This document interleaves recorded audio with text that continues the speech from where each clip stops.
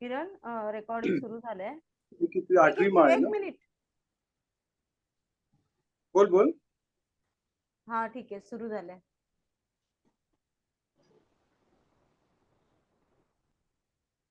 एकच मिनिट थांबा जरा, एक मिनिट.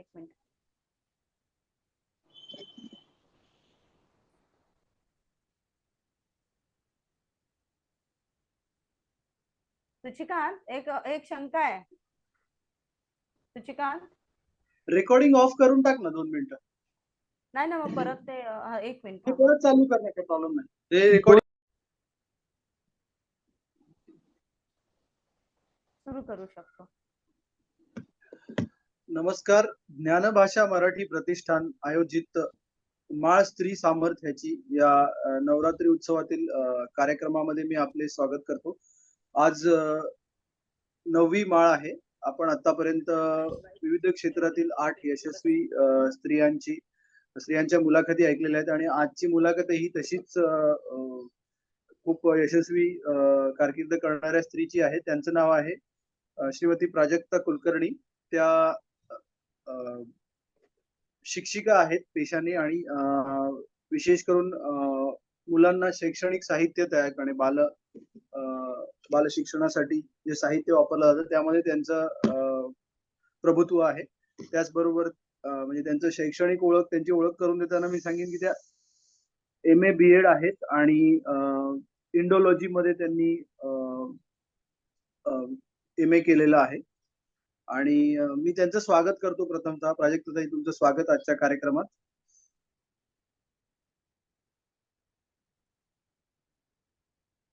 आणि त्यांच्या कारकिर्दीबद्दल थोडक्यात सांगायचं तर सध्या त्या मेधाश्री या नावाने शैक्षणिक साधन केंद्र चालवतात.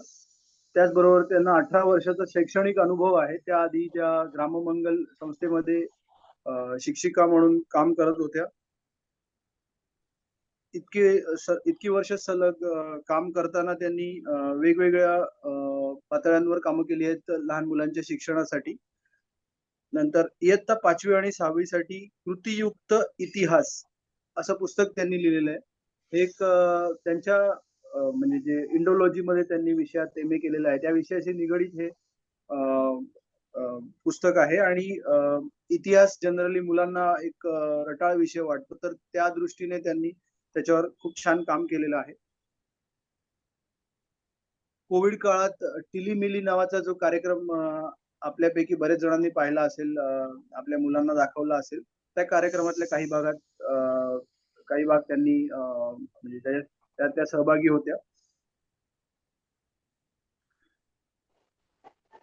त्यांना बालभारतीच्या अभ्यासक्रम निर्मितीच्या मध्येही सहभाग त्यांनी घेतलेला आहे. ते म्हणजे एक मोठी गोष्ट आहे की बालभारती सारख्या पातळीवर त्यांनी काम केलेलं आहे. तर आज आपण अशा अष्टपैलू शिक्षिकेशी संवाद साधूया. नमस्कार प्राजक्ताताई. माझा तुमच्यासाठी पहिला प्रश्न आहे की म्हणजे अर्थातच आपल्या आयुष्याची सुरुवात करताना आपल्याला बालपणी जे अनुभव येतात आणि संस्कार होतात त्याचा आपल्या आयुष्यावर परिणाम होतो. पुढे आपण आपल्या कार्यक्षेत्रामध्ये जेव्हा पुढे जातो त्याचा उपयोग होतो. तर तुम्ही तुमच्या लहानपणाबद्दल आणि शिक्षणाबद्दल काही विशेष आठवणी असतील ज्याचं तुम्हाला वाटतं की तुमच्या आयुष्यावर खूप दूरगामी परिणाम झाला, तर त्याबद्दल काही सांगा. नमस्कार, सगळ्यांनाच नमस्कार. मी पंढरपूरची आहे. माझं प्राथमिक शिक्षण, माध्यमिक शिक्षण आणि कॉलेजचं पण शिक्षण हे सगळं पंढरपूरमध्ये झालेलं आहे. प्राथमिक शिक्षण आदर्श प्राथमिक विद्यालयामध्ये झालेलं आहे. माध्यमिक शिक्षण दहगवठेकर प्रशालेमध्ये झालेलं आहे, जिथे माझे बाबा पण काम करत होते, म्हणजे ते ॲज अ क्लार्क म्हणून होते. आणि कॉलेजचं शिक्षण तिथेच कर्मवीर भाऊराव पाटील महाविद्यालयामध्ये झालेलं आहे. तर बालपणी शाळेचं प्राथमिक शिक्षण जे आहे ते खरं तर त्या काळामध्ये एकच शाळा आमच्या इथे खाजगी शाळा होती, मराठी शाळा. बाकी सगळ्या जिल्हा परिषदेच्या शाळा होत्या आणि गल्लीतले आणि इकडचे तिकडचे सगळे जिल्हा परिषदेच्या शाळामध्ये जात होते. म्हणजे शाळा क्रमांक 1, शाळा क्रमांक 8 वगैरे अशा ज्या असतात त्याच्यामध्ये जात होते. पण माझ्या आईचा अट्टहास होता, की नाही, जी खाजगी शाळा होती, आराध्याबाईंची शाळा असं म्हणून ओळखलं जायचं. तर त्या शाळेमध्ये आम्हा तिन्ही भावंडांचं शिक्षण व्हावं असा तिचा आग्रह होता. शाळेची फी त्या काळामध्ये अ, जास्त होती. आता ती कमी जरी वाटत असली तरी त्या काळामध्ये ती फारच जास्त होती. त्याच्यासाठी मग तिने स्वतः जास्त कष्ट घेतले, कारण बाबांच्या पगारामध्ये ते भागणारं नव्हतं. त्याच्यामुळं स्वतः टायपिंगची कामं केली आणि आमच्या तिघांची शिक्षणं त्याच शाळेमध्ये तिने पूर्ण केली. कारण शाळेमध्ये सगळ्यात महत्त्वाचं उपक्रम जास्त होते त्या काळामध्ये. त्या काळामध्ये अनुताई वाघांची आणि आराध्याबाईंची छान ओळख होती, म्हणून आम्ही लहानपणीच अनुताई वाघांबरोबर बोललेलो होतो. आता फारसं ते नीट आठवत नाही, पण शाळेचा पार होता आणि तिथे आमची छान गप्पा वगैरे झालेल्या होत्या. एवढं पुसटसं आठवतं, फार आठवत नाहीये. पण शाळा उपक्रमशील होती एवढं नक्की. त्याच्यामुळे भरपूर शाळेमध्ये खेळायला देणं, मुक्त वातावरण असणं, असा प्रकार प्राथमिक याच्यापासून अनुभवला होता. त्या मानाने माध्यमिक शिक्षणामध्ये फारशा संधी उपक्रमशील शाळा असं नसल्यामुळं सरधोपट शाळा असल्यामुळं फार संधी नव्हत्या मिळालेल्या. पण तरीही सगळ्या स्पर्धांमध्ये भाग घेणं, त्यातल्या त्यात निबंध स्पर्धांमध्ये मी खूप भाग घेत होते आणि बऱ्यापैकी दरवर्षीच निबंध स्पर्धांमध्ये बक्षिसं मिळत गेली. तेव्हा थोडा आत्मविश्वास आला, की आपण लिहू शकतो. मराठी भाषेमध्ये आपण लिहू शकतो, असं तेव्हा थोडा आत्मविश्वास येत गेला आणि कॉलेजमध्ये असताना सुद्धा सांस्कृतिक विभागाचे मी प्रतिनिधी होते. त्याच्यामुळे नाटक, लेखन असं सगळंच. एक पूर्ण भिंत आमची होती कॉलेजमध्ये असताना, की जिथे आम्ही दर महिन्याला आमचं लेखन लावत होतो. वेगवेगळे विषय घेऊन त्याच्यावर त्याचं लेखन लावत होतो. हां, बोलण्यामध्ये मी फार पुढे नव्हतेच, कधीच नव्हते.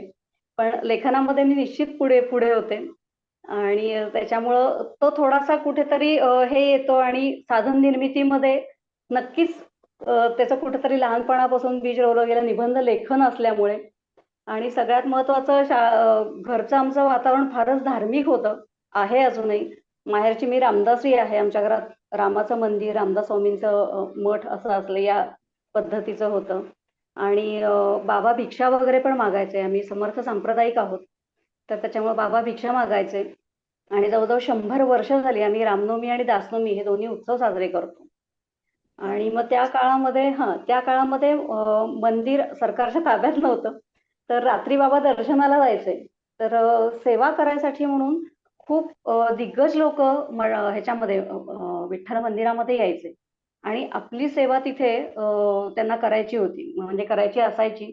त्याच्यामुळं रात्री 11 नंतर ते सगळं सुरू व्हायचं. बाकी कुणाला माहीत नसायचं, गाव झोपलेलं असायचं. पण बाबा फार उशिरा जायचे दर्शनाला, त्याच्यामुळे त्यांच्या लक्षात यायचं, की हां, आता हे आलेत. तर मग आम्हाला उठवायचे रात्रीतून. चला कार्यक्रम सुरू झालाय म्हणून. त्याच्यामुळे खूप दिग्गज लोकांचे कार्यक्रम आम्ही अक्षरशः जवळ पुढ्यात बसून ऐकलेले आहेत. मग आशा भोसले, श्रीधर फडके, सुधीर फडके असे सगळ्यांचे कार्यक्रम आम्ही अक्षरशः पुढ्यात बसून जयमाला शिलेदार, कीर्ती शिलेदार अशा सगळ्यांचे कार्यक्रम आम्ही पुढे बसून ऐकलेले आहेत.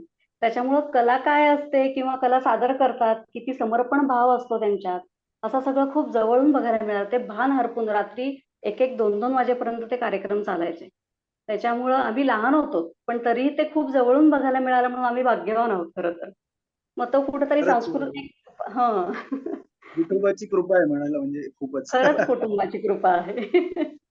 त्याच्यामुळे तो तो एक सांस्कृतिक भाग आहे.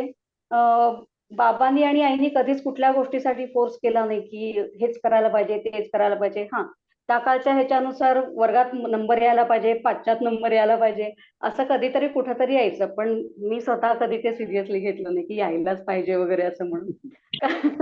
कारण प्राथमिक शाळा खूप आवडायची, पण माध्यमिक शाळेमध्ये शाळेतला रस हळू-हळू कमी होतोय असं मला जाणवायला लागलं. त्याच्यामुळे कसंबसं 10वी पास झालीये मी. कारण मला गणित अजिबात आवडत नव्हतं. त्या मानाने मला मराठी आणि इतिहास हे दोन्ही विषय पहिल्यापासूनच आवडत होते. कारण त्याच्यामध्ये बऱ्यापैकी वाचन, लेखन असं होतंच. त्याच्यामुळे ते आवडत होते. पण गणित 10वी झाल्यानंतर हुश्य असं झालं होतं मला, की आता गणित, गणित नाही. त्याच्यामुळे पण बऱ्यापैकी असं हे होतं, की वाचन होतं. घरामध्ये काही खूप पुस्तकं नव्हती, पण गल्लीमध्ये एक जण होते आमच्याकडे हिंदू महासभेचे. त्यांचं स्वतःचं वाचनालय होतं. तर गल्लीतल्या आम्ही 1-2 जणी त्यांच्या घरी ते दुपारी झोपले, की त्यांच्या मुलीची आणि त्यांची परवानगी घेऊन आम्ही 2-2, 3-3 तास तिथं पुस्तकं वाचत बसायचो. त्याच्यामुळे वाचनाची आवड होती, पण असं खूप वैविध्यपूर्ण वाचन असं वगैरे काही नव्हतं. पण जे काही वाचन केलं त्याचा उपयोग निश्चित झालेला होता. आणि कॉलेज वाईन याच्यामध्ये तर आम्ही भित्तीपत्रक वगैरे चालवत होतो. त्याच्यामुळे लेखनाची परत नाळ कधी तुटली गेली नाही लेखनाची.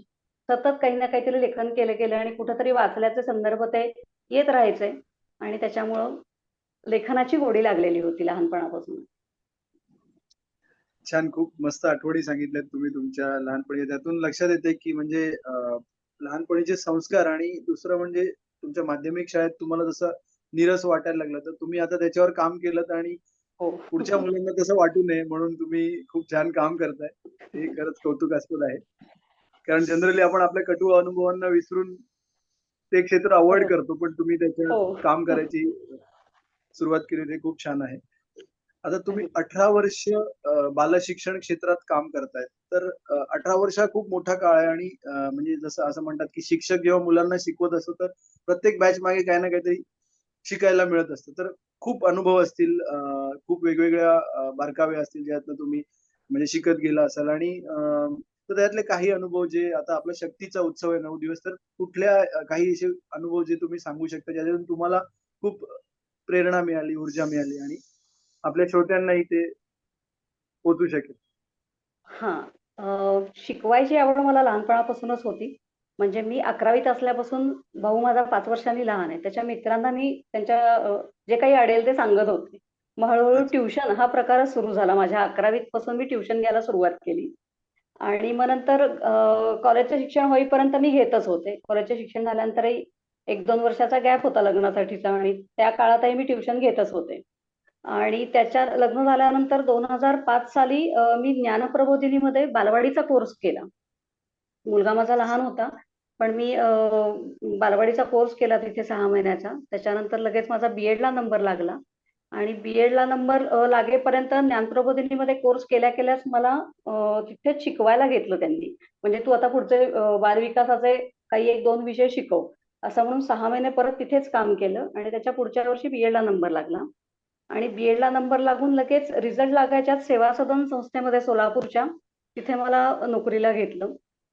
पण ज्यावेळेस मी ज्ञानप्रबोधिनीमध्ये काम करत होते आणि नंतर सेवा सदनमध्ये काम करत होते, त्यावेळेस मला खूप फरक जाणवला, की ज्ञानप्रबोधिनीमध्ये थोड्या माझ्या हे रुंदावल्या होत्या, कक्षा रुंदावल्या होत्या, की काय पद्धतीनं मुलांचं काम घ्यायचंय. म्हणजे मूल म्हणजे मातीचा गोळा नाही किंवा काय या पद्धतीचं जे अनलर्न व्हायला मी सुरुवात झाले होते. पण पुन्हा लगेच सेवा सदनमध्ये आले आणि पुन्हा पठडीबद्ध शिकवणं काम सुरू झालं. आणि अच्छा. 1 वर्षभर मी सेवा सदनमध्ये काम केलं आणि तेव्हा माझ्या लक्षात आलं, की फक्त घोका आणि ओका या पद्धतीचं म्हणजे काही तिथे उपक्रमशील शिक्षिका होत्या. मुली पण खूप उत्साही असायच्या. मुलींची शाळा होती ती. तर काही एक तिथे उपक्रम चांगले होते, नाही असं नाही. कुठलंच काही वाईट नसतं किंवा कुठून काही न घेण्यासारखं असं नसतं. आपण जाईल तिथे भरपूर घेण्यासारखं असतं. बरोबर. त्याच्यामुळे मी ज्ञानप्रबोधिनीमध्ये काम करत होते, तेव्हाही मी विद्यार्थिनीच होते आणि सेवा सदनमध्ये काम करत होते, तेव्हाही मी विद्यार्थिनीच होते.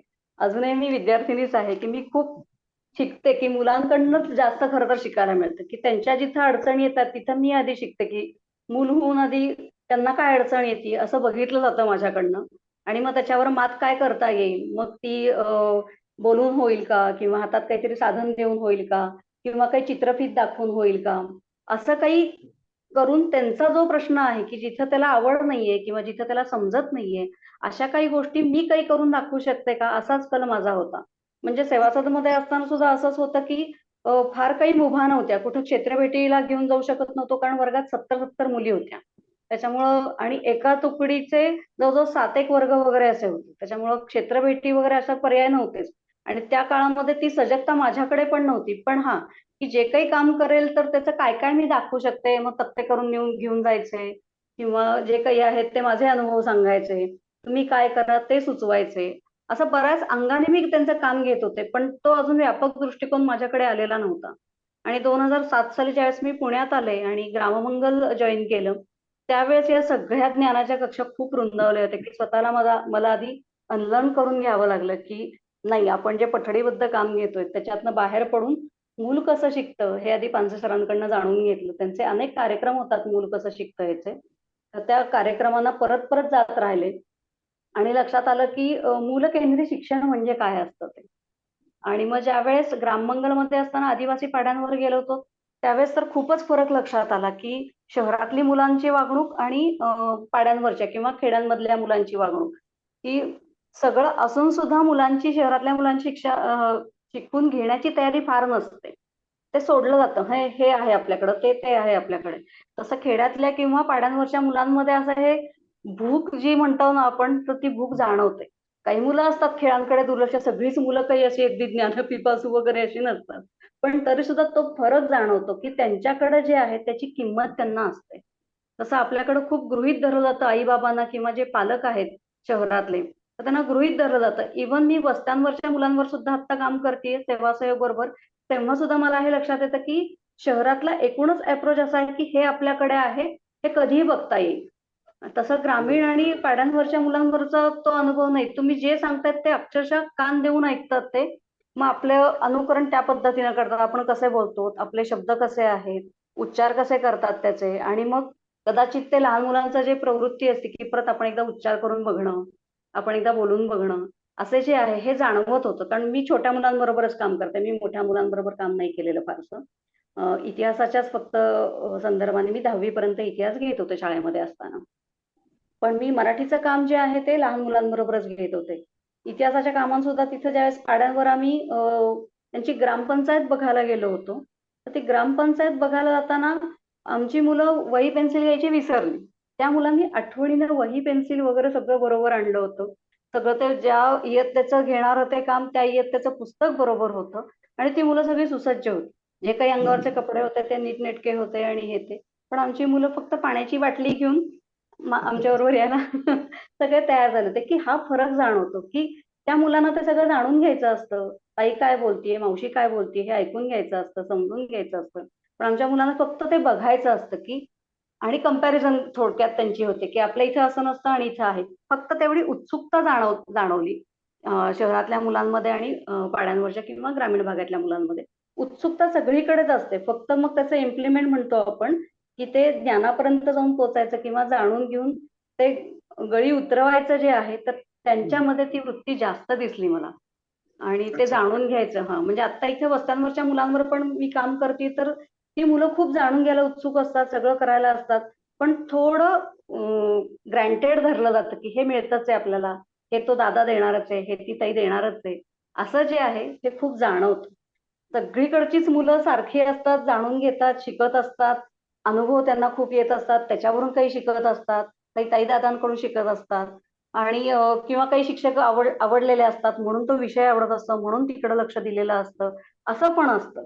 पण तो फरक जाणवला मला, की आदिवासी पाड्यांवरची किंवा ग्रामीण वस्त्यांवरची मुलं आणि शहरी भागातली मुलं, की त्यांची जाणून घेण्याची आणि मग त्याच्यातूनच आधी ग्राममंगलचं काम खूप आहे, की साधनं तयार करणं. आहे या परिसरातल्या सगळ्या गोष्टी घेऊन साधनं तयार करून मुलांना त्या संकल्पना स्पष्ट कारण एक तर असं असतं की त्यांची भाषा वेगळी आणि आपली शहरी भाषा वेगळी.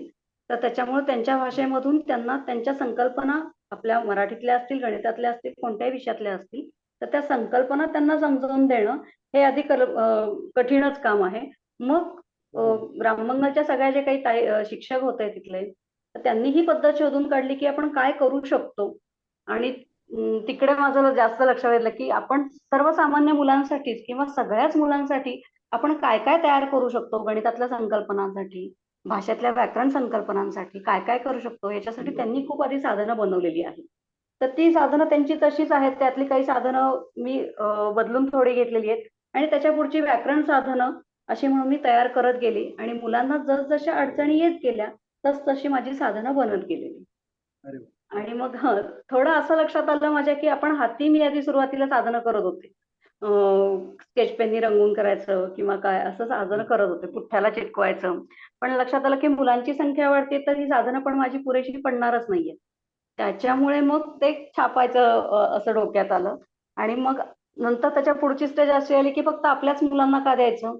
इतर भरपूर मुलांना पण हे देता येईल म्हणून मेधास्वी सुरू केलं आणि त्याच्या अंतर्गत मी विविध साधनं तयार करत गेले. आतापर्यंत जवळजवळ 43 साधनं माझी तयार झालेली आहेत.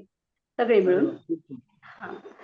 तर आता तुम्ही मेधाश्रीचा उल्लेख केला तर पुढचा माझा प्रश्न तोच आहे की तुमची आता जी संस्था आहे मेधाश्री त्याच्याबद्दल आम्हाला जाणून घ्यायला आवडेल आणि त्याद्वारे तुम्ही काय काम करताय आणि काही साधनं आम्हाला दाखवू शकलात तर त्यांचं म्हणजे कसा उपयोग करता वगैरे तर खूप छान. अगदी अगदी. आत्ता सांगितल्याप्रमाणे मुलांना जसजशा अडचणी येत गेल्या तसतशी साधनांची निर्मिती झाली आणि मग सुरुवातीला हातीच करत होते आणि मग असं तर लक्षात आलं की प्रत्येक मूल वेगळं असतं, त्याच्या शिकण्याच्या अडचणी वेगळ्या असतात, त्याच्या समजून घेण्याच्या पद्धती वेगळ्या बरोबर. असतात. त्याच्यामुळे त्याच्या त्याच्या पद्धतीनुसार ती साधनं तयार होत गेली. सुरुवातीला हाती बनवत होते, मग असं लक्षात आलं मुलांची संख्या वाढते, साधनं अपुरी पडतात, तर आपण छापूयात, प्रिंट काढूयात त्याचे.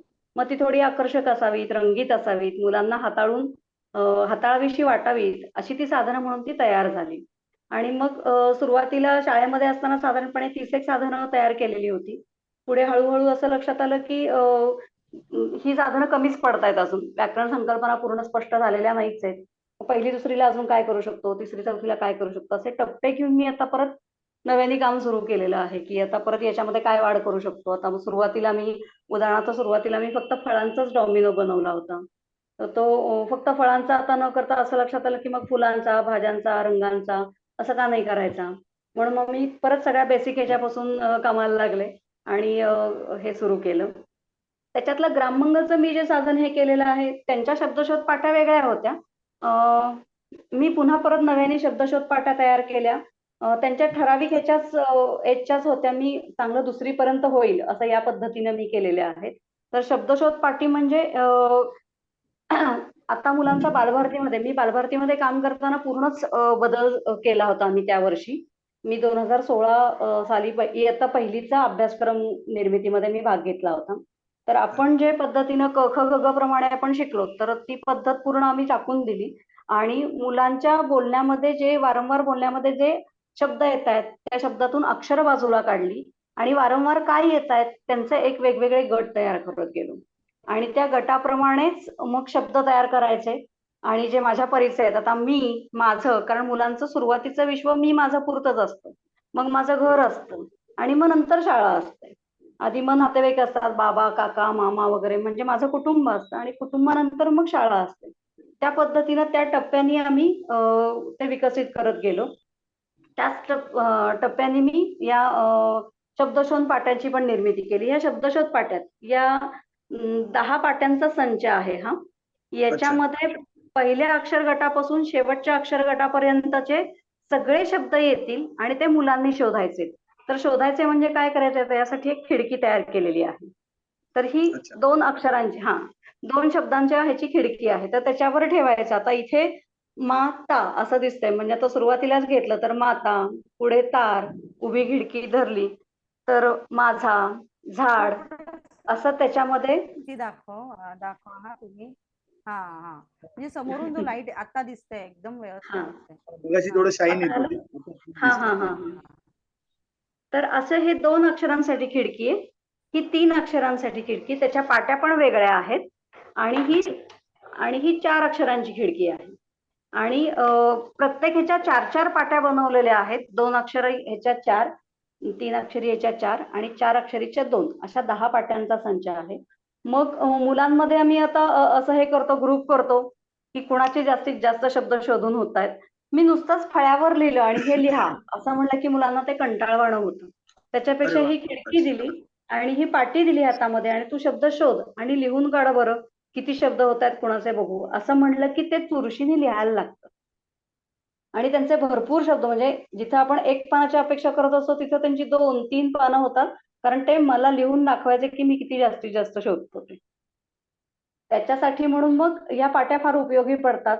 मग आता एकदा खिडकी लावून संपले आपले अक्षर की बिना खिडकीची पण आता उदाहरणार्थ इकडे मा आहे, इकडे झा आहे, तर इकडचं एक अक्षर इकडचं एक अक्षर असं घेऊन सुद्धा शब्द तयार करता येतो. म्हणजे फक्तच खिडकीच लावून शब्द होतात असं नाहीये. मग पुढची स्टेज ती असते की ताई मी इथलं एक अक्षर घेते, इथलं एक अक्षर घेते असं करू शकते का? तर हो करूच शकतो. कारण आपल्याला भरपूर शब्द संपत्ती मुलांकडनं तयार करून घेणं किंवा त्यांची तयार होणं हे अपेक्षित असतं. त्याच्यामुळे या पद्धतीचं होतं. याशिवाय या पाटीवरचा एक अक्षर, या पाटीवरचं एक अक्षर आणि या पाटीवरचं एक अक्षर असं पण घेऊ का मी? तर तसंही चालणार आहे आपल्याला. कारण भरपूर शब्द संपत्ती तयार करणं आणि ती त्यांनी वापरणं हे आपल्याला अपेक्षित असतं. त्याच्यामुळे त्यांचे एका पाठीमधून जवळजवळ 100 शब्द निघतात, असे 10 पाठातून 1001 शब्द तरी निघतात. त्याच्यामुळं काही शब्द नव्याने माहित होतात. आता पहिल्याच पाठीमध्ये घेर असा शब्द येतो, तर ते मुलं हे पण चौकस वृत्तीने विचारतात की ताई घेर असा शब्द असतो का? कारण पहिलीला घेर वगैरे आपण काही वापरत नाही, किंवा मुलांबरोबर सुद्धा बोलताना आपण घेर किती छान आहे वगैरे असं नाही वापरत. फ्रॉक छान आहे आणि असं हेच म्हणतो, पण घेर हा शब्द नाही वापरत. त्याच्यामुळे मग मुलं विचारतात ताई घेर शब्द तयार होतो का? तर हो, होतो.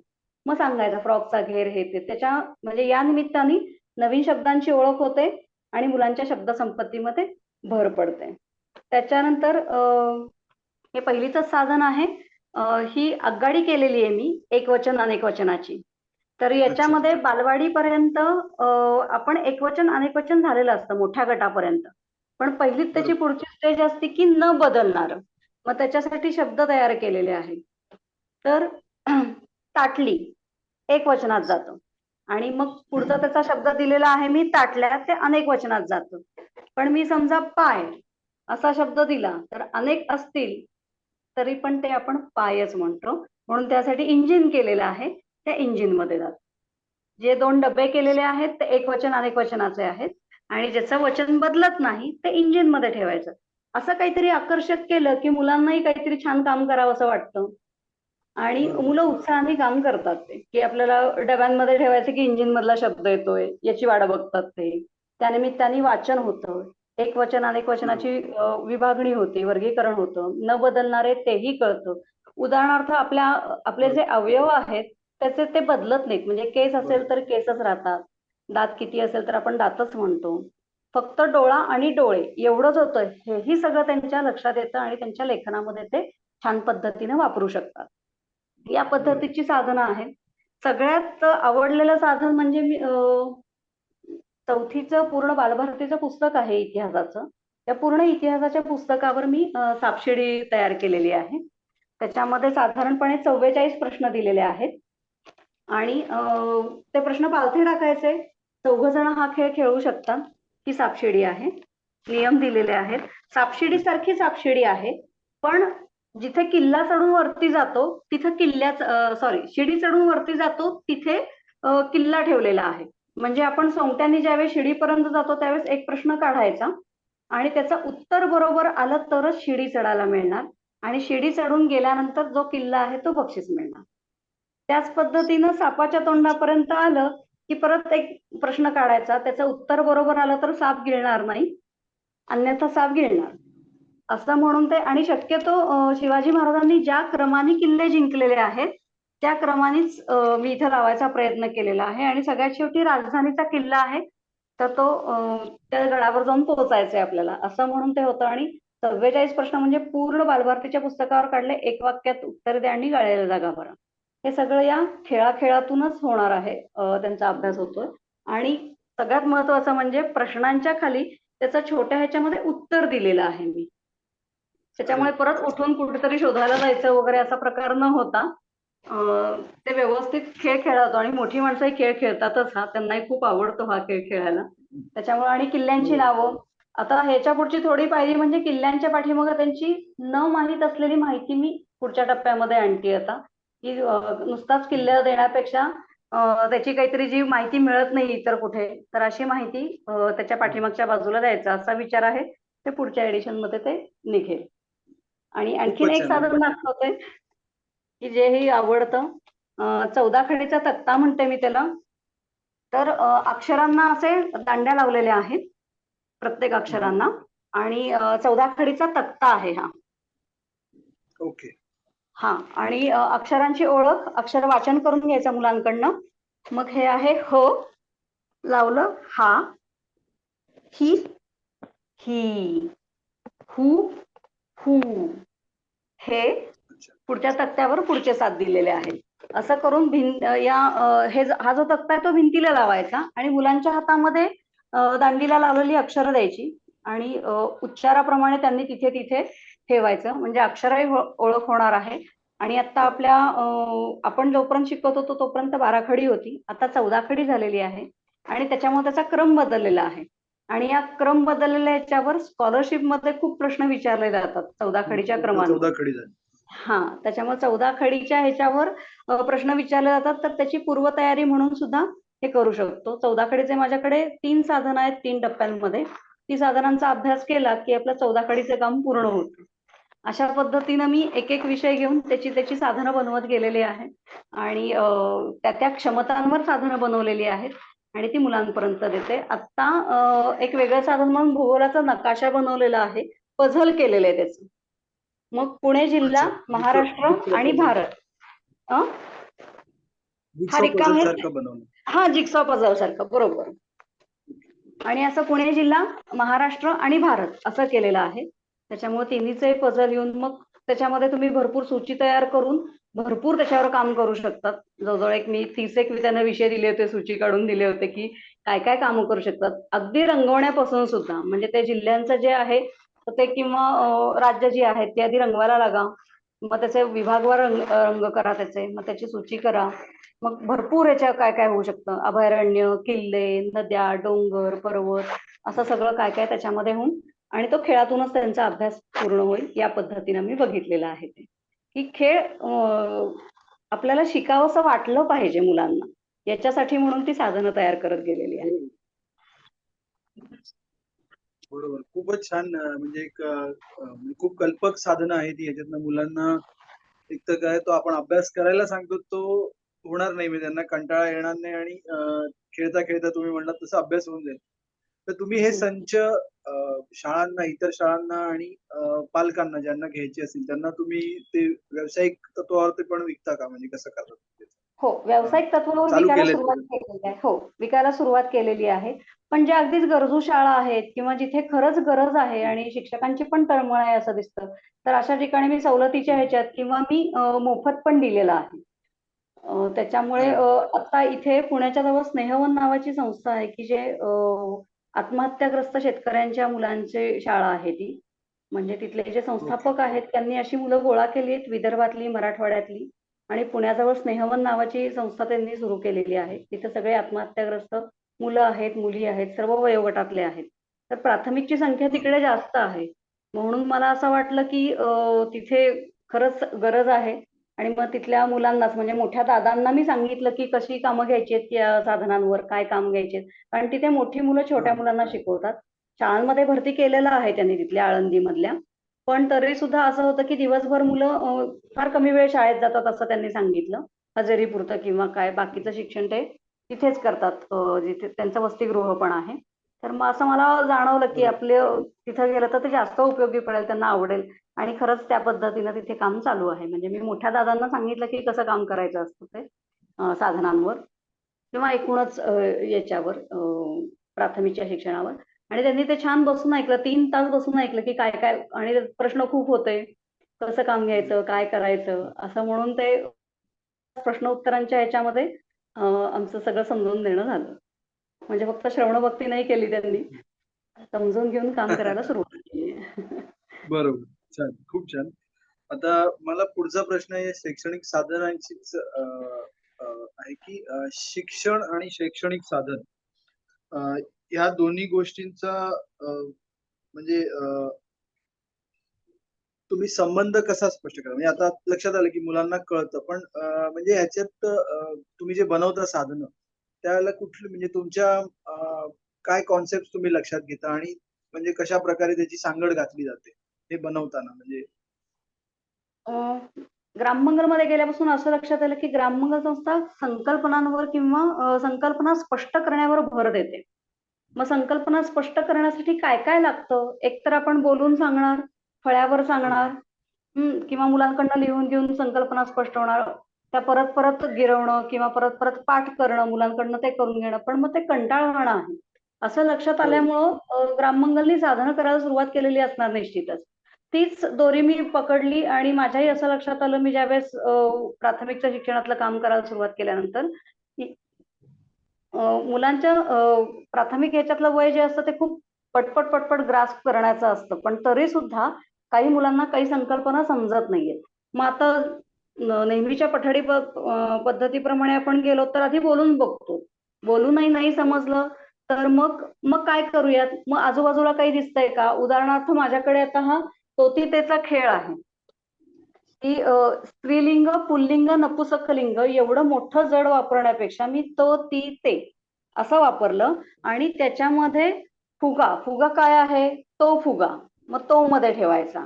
बाहुली काय आहे, ती बाहुली, मग ती मध्ये ठेवायचं. आणि टेबल, ते टेबल, या पद्धतीने. मग आता याचा सगळ्यांचा सराव झाल्यानंतर मग मग पुढे काय, मुलं तेच तेच काम करून कंटाळतात. सारखे सारखे आम्हाला तोती ते मधले तेच तेच चित्र समोर येतात. मग आता आजूबाजूला काय दिसतंय, खिडकी दिसते. खिडकी काय आहे, ती खिडकी आहे. फळा, तो फळा आहे. मग आता तुझं दप्तर बघ, दप्तरामध्ये काय काय आहे, डबा आहे, तो डबा, बाटली आहे, ती बाटली, तुझं दप्तर आहे, ते दप्तर. मग असं करून त्यांच्या अवतीभोवतीच्या विश्वातलंच घेऊन त्या संकल्पना पूर्ण करायचं काम किंवा स्पष्ट करून देण्याचं काम मग मी सुरू केलं. म्हणून मग ती साधनांची निर्मिती झाली खरं तर. आणि मग आधी क्षमता बघायच्या. बालभारतीच्या पुस्तकामध्ये पहिलीच्या इयत्तेला काय येणं अपेक्षित आहे, त्या क्षमतांवर काय काय कामं करता येईल, काय काय साधनं तयार करता येईल. दुसरीच्या क्षमता काय आहेत, त्या क्षमतांवर काय काय कामं करता येईल. म्हणजे खरं तर आता या ह्याच्यामध्ये किमान क्षमता काय आहेत तेवढं तरी अपेक्षित असतं. कमाल आपण जी मुलं IQ जास्त असतो ती मुलं पुढे पुढे पळतच असतात. ताई हे झालं माझं, ताई ते झालं माझं, हे असतंच. मग त्यांना आपण पुढची कामं देतोच. पण किमान क्षमता काय आहेत त्या बालभारतीमधनं काढून त्याच्यावरती काय काय देता येईल. आणि खरं तर मुलांची ग्रास्पिंग पॉवर चांगली असतेच. त्याच्यामुळे एक संकल्पना पूर्ण झाली की ती दृढ होण्यासाठी त्याच्यावरची कामं घेणं आणि पुढे परत दुसरी संकल्पना त्यांना देणं, या पद्धतीनं कामं करत गेल्यानंतर आधी त्यामुळे क्षमता बघायच्या आणि क्षमतांवरती आपण काय साधन तयार करू शकतो ती साधनं करायला सुरुवात केली. त्याच्यामुळे शिक्षण आणि शैक्षणिक साधनांचा खरं तर रोल खूप महत्वाचा आहे. डीएड बीएड, आता माझं बीएड झालेलं आहे तर आम्हाला पाठ घ्यायला सांगतात. तर येताना तुमचे टीचिंग एड्स घेऊन या म्हणतात. पण खरं तर ते बघतही नाहीत की काय टीचिंग एड्स आणलेत, काय पद्धतीनं घेतायत. तर ते खरं लक्ष देणं खूप गरजेचं आहे की तुम्ही काय पाठ घेणार आहात, त्या अनुषंगाने तुमचा टीचिंग एड आहे का, त्याच्यावरून मुलांना त्या संकल्पना समजतायत का. तर असं फार बघितलं जात नाही. म्हणजे माझ्या तरी याच्यामध्ये बघितलं गेलेलं नाही. इतर कॉलेजमध्ये बघत असतीलही. सगळ्याच ह्याला आपण सरसगटीकरण करता कामा नये. पण मी जिथे बीएड केलं तर तिथे तर अजिबातच हे नव्हतं की पाठही नंतर आम्हाला नंतर आम्ही आमचे मित्रमैत्रिणींचे पाठ घेऊन ते पूर्ण केलं आणि फक्त शिक्षकांच्या सह्या घेतल्या. या पद्धतीनं बीएडचं काम झालेलं होतं. आणि म्हणून असं वाटतं की खरं तर याचा रोल खूप महत्वाचा आहे शैक्षणिक साधनांचा. सर्वसामान्य मुलांना बोलून कळतं, पण ज्या मुलांना कळत नाही किंवा ज्याचा दृढीकरणाला वेळ लागतो किंवा कळलंय पण दृढीकरण होत नाही, तर दृढीकरणासाठी म्हणून पण आपण साधनं वापरू शकतो. नुसतं संकल्पना स्पष्ट केल्या तर ते परत एकदा त्याचं दृढीकरण व्हावं, ते पुन्हा परत त्यांनी वापरावं असं म्हणून. आता माझ्याकडे वाचन कार्ड आहे, तर त्याच्या पहिलीचं वाचन कार्डाच्या शेवटच्या टप्प्याला आम्ही वाक्यांचा डोंगर केलाय. तर त्या वाक्यांच्या डोंगरमध्ये हा डोंगर, हा गावाबाहेरचा डोंगर, हा गावाबाहेरचा हिरवा डोंगर, असे एक एक शब्द त्याच्यामध्ये भर घालत जातात. तर हा वाक्यांचा डोंगर पहिलीच्या टप्प्याला म्हणून तो डोंगर म्हणून घेते मी. परत तिसरी चौथीच्या टप्प्याला हेच जे शब्दांची भर पडलेली आहे, ती भर पडलेली ते सगळे शब्द हे विशेषण आहेत. हे तिसरी चौथीच्या टप्प्याला हिरवागार, मोठा, गावाबाहेरचा, देवीचा, असे जे काही आपण शब्द त्या डोंगरासाठी वापरतोय, तर हे सगळे डोंगराची विशेषणं आहेत. त्या ह्याच्यामध्ये वाक्यांच्या डोंगरामध्ये आलेली. हे परत एकदा म्हणजे एकदा साधन तयार करून पुन्हा पुन्हा ते वेगवेगळ्या टप्प्यावर कसं वापरायचं याचं पण कौशल्य पाहिजे. खरं तर मी हेच प्रशिक्षणामध्ये सांगत असते की तुम्ही एक साधन वापरून झालं पहिलीचं, ते झालं पहिलीचं असं म्हणून न ठेवता त्याचा परत दुसरी, तिसरी, चौथी, पाचवी पर्यंत काय काय उपयोग करता येईल, तर तो उपयोग करून पुन्हा ते साधन वापरता आलंच पाहिजे. इतकी त्या साधनाची काय म्हणतात त्याला पहिली रेंज आहे असं आपण म्हणूयात की पहिलीपासून चौथी, पाचवी पर्यंत 30 साधनं वेगवेगळ्या कॉन्टेक्स्ट मध्ये वापरायला मी सांगते शिक्षकांना. खूपच छान. म्हणजे तुम्ही त्याच्यात तुमची जी प्रोसेस सांगितली त्यातून म्हणजे लक्षात येतं की त्याच्यामागे किती गहन विचार तुम्ही केलाय आणि मुलांच्या मानसशास्त्राचा विचार करून शिक्षणाची प्रोसेस लक्षात घेऊन केल्यामुळे आता म्हणजे साधंच उदाहरण म्हणजे आपण सगळ्यांनी नवा व्यापार लहानपणी खेळलेला असतो आणि तो आपल्याला बऱ्यापैकी आठवतो कारण तेव्हा आपण ते एन्जॉय केलेलं असतं.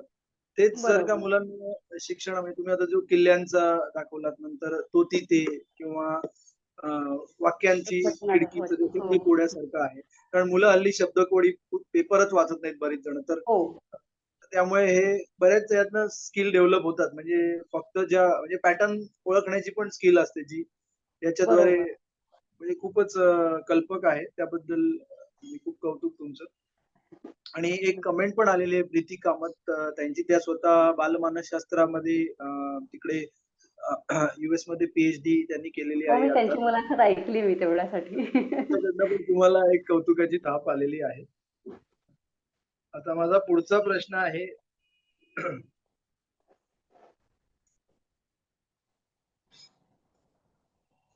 त्याच्या आधी मी एक सांगते, अजून एकच बोलते मी.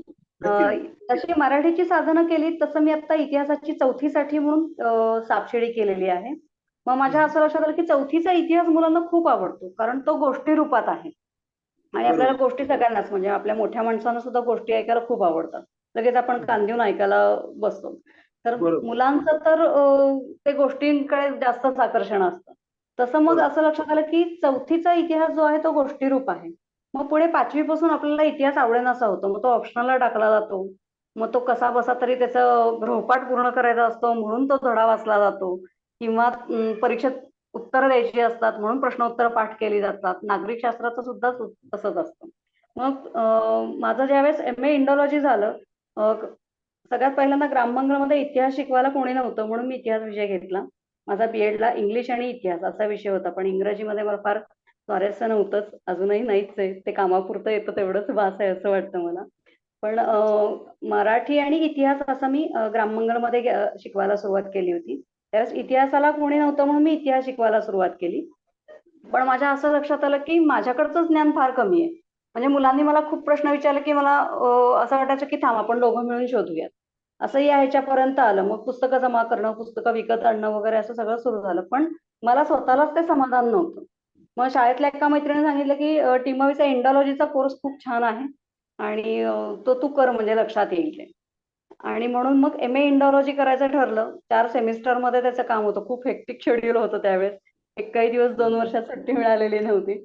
पण मला ते करायचंच होतं. त्याच्यामुळे झपाटल्यासारखं त्याच्यावरचं काम केलं. खूप पुस्तकं जमा केली त्याच्यावरची आणि त्याच्यामुळं आता मुलांबरोबर बोलताना किंवा मुलांसाठी काही करताना थोडा आत्मविश्वास आलेला. मी पूर्ण म्हणणार नाही, कारण अगदी काही आपण सर्वज्ञ होत नाही कोर्स केला किंवा अभ्यास केला, की मी अजूनही ते वाचन करतेच आहे वगैरे. पण असं लक्षात आलं की आपण काहीतरी वेगळं मुलांबरोबर कृतीयुक्त काहीतरी केलं तर मुलांना ते आवडायला लागेल. आणि सांगण्याची पद्धत म्हणा किंवा त्या एका विषयामध्ये काम करायला होतं. विज्ञान का आवडतं? काहीतरी कृती करायला मिळतात हाताने. गणितामध्ये पण कुठेतरी चालना मिळते डोक्याला, काहीतरी कृती होते. तसं इतिहास, मराठी याच्यासारखे विषय वाचनाशिवाय पर्यायच नाहीये त्याला. पण म्हणून मग बरोबर मी इतिहासाच्या त्या सगळ्या संकल्पनांना एकतर तो गोष्टी रूपात केला. गोष्ट पुस्तक तयार करतानाच मुलांबरोबर पुस्तक 5वीचं 6वीचं तयार केलं, की एखादी गोष्ट सुरुवातीला सुरुवात करून द्यायची आणि त्याचा एंड सोडून द्यायचा आणि आता तुम्हाला काय वाटतं म्हणून त्यांच्याकडनं प्रश्न घ्यायचे, की ह्याच्या पुढे काय घडलं असेल. असं म्हणून प्रश्नोत्तराच्या रूपामध्ये मी पुस्तक केलं आणि त्याच्यानंतर परत कृती त्याच्यामध्ये अशा घातल्या, की त्या काळातली लोक काय करत असतील. मग मातीचे आम्ही बीड्स तयार केले, त्याला रंग लावणं, मग नैसर्गिक रंग देणं त्याला. किंवा उत्खननाचं असेल तर उत्खनन आम्ही आमच्याच परिसरामध्ये खड्डे खणले, ते तितक्या बाय तितक्याच. उत्खनन म्हणजे काय असा प्रश्न मुलांकडे बरोबर असतोच. पण मग उत्खनन प्रत्यक्षात करून बघू, असं काही फार त्याला काही खूप साधन सामुग्री लागते किंवा काय असतं. किमान बरोबर मातीच्या लेयर्स कळणं, आतमध्ये काय काय सापडतं काय काय नाही, मग ते काय पद्धतीमध्ये सापडलेलं असतं, काय फॉर्म मध्ये सापडलेलं असतं ते बघणं, त्याचा नक्कीच. अभ्यास करणं. त्यानिमित्ताने मग विज्ञानाच्या ताईला जाऊन काय प्रोसेस झाली ते बघणं, त्याच्यावरचा अभ्यास करणं.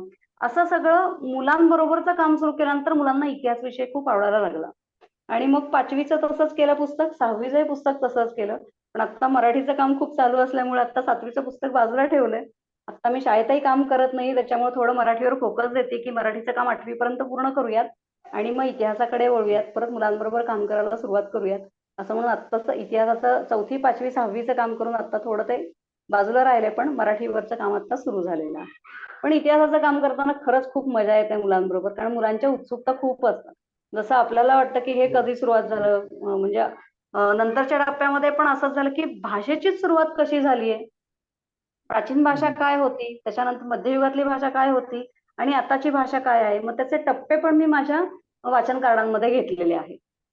म्हणजे सुरुवातीची अच्छा. ब्राह्मी लिपी होती. मग मुलांना काहीतरी वेगळं वाटतं, मग त्यांना त्यांची लिपी करायला देणं, त्याचं कोडिंग डिकोडिंग करायला देणं, असे अच्छा. उपक्रम मी शाळेमध्ये घेतलेले होते. अरे वा, खूपच छान. म्हणजे एवढ्या कल्पक आणि कृतिशील पद्धतीने इतिहास प्रत्येक मला वाटतं आम्ही सगळ्या श्रोत्यांना पण असं वाटतं की आपल्याला असं शिकायला मिळालं असतं तर किती छान झालं असतं. म्हणजे तुम्ही जे उत्खननाचं सांगितलं की मातीचे लेयर्स बघणं हो, आणि ते जे आपण जनरली लहानपणी सगळ्यांनी डिस्कव्हरीच्या ह्याच्यावर पाहिलेलं असतं डॉक्युमेंटरीज मध्ये, म्हणजे ते स्वतः करायला मिळणं हे फक्त त्या क्षेत्रात जाणाऱ्या मुलांना पुढे करायला मिळतं. पण जे बरोबर. इतर क्षेत्रात जातात त्यांना जर का तो लहानपणी अनुभव आला तर त्याचे खूप म्हणजे म्हणजे समजण्यामध्ये त्याची समज खूप वाढेल असं नक्कीच मला बरोबर. वाटतं. खूप आणि छान. नुसता इतिहास एक विषय घेतला तर त्याच्यातून आता करिअर ऑप्शन्स पण भरपूर आहेत. आता आपल्याकडे बरोबर. परदेशी पाहुणे येतात. त्यांना आपलंच हेरिटेज समजावून सांगणं हे तर खरं किती गौरवशाली किंवा भाग्यशाली काम आहे, की बरोबर. त्याच्यासाठी आपला इतिहास आपण आधी समजून घेतला पाहिजे. आणि नुसतंच ताजमहाल आणि इकडच्या देण्यापेक्षा इतक्या सुंदर सुंदर आपल्याकडे स्थळ आहेत, साईट्स आहेत. त्याच्या पाठीमागचं विज्ञान आहे आणि ते सगळं आधी आपण समजून घ्यायचंय. आणि मग आलेल्या पाहुण्यांना आपण तेवढ्याच आत्मविश्वासाने दाखवू शकतो, की किती समृद्धशाली भारत आहे आमचा. आणि त्याचा इतिहास मला माहिती आहे.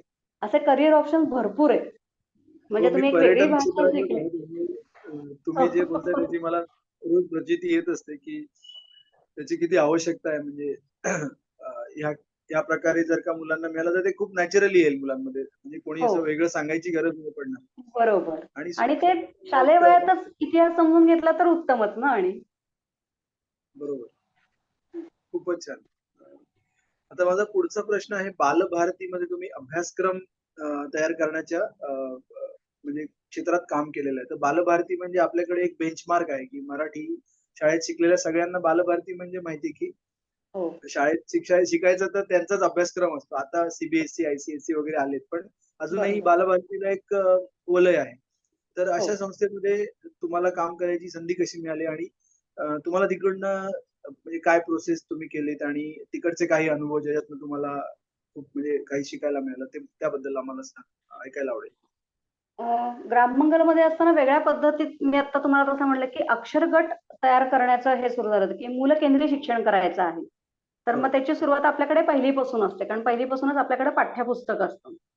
तर त्याच्यामुळे वेगळ्या पद्धतीचं काम आहे. मुलकेंद्री शिक्षणावर भर द्यायचा आहे.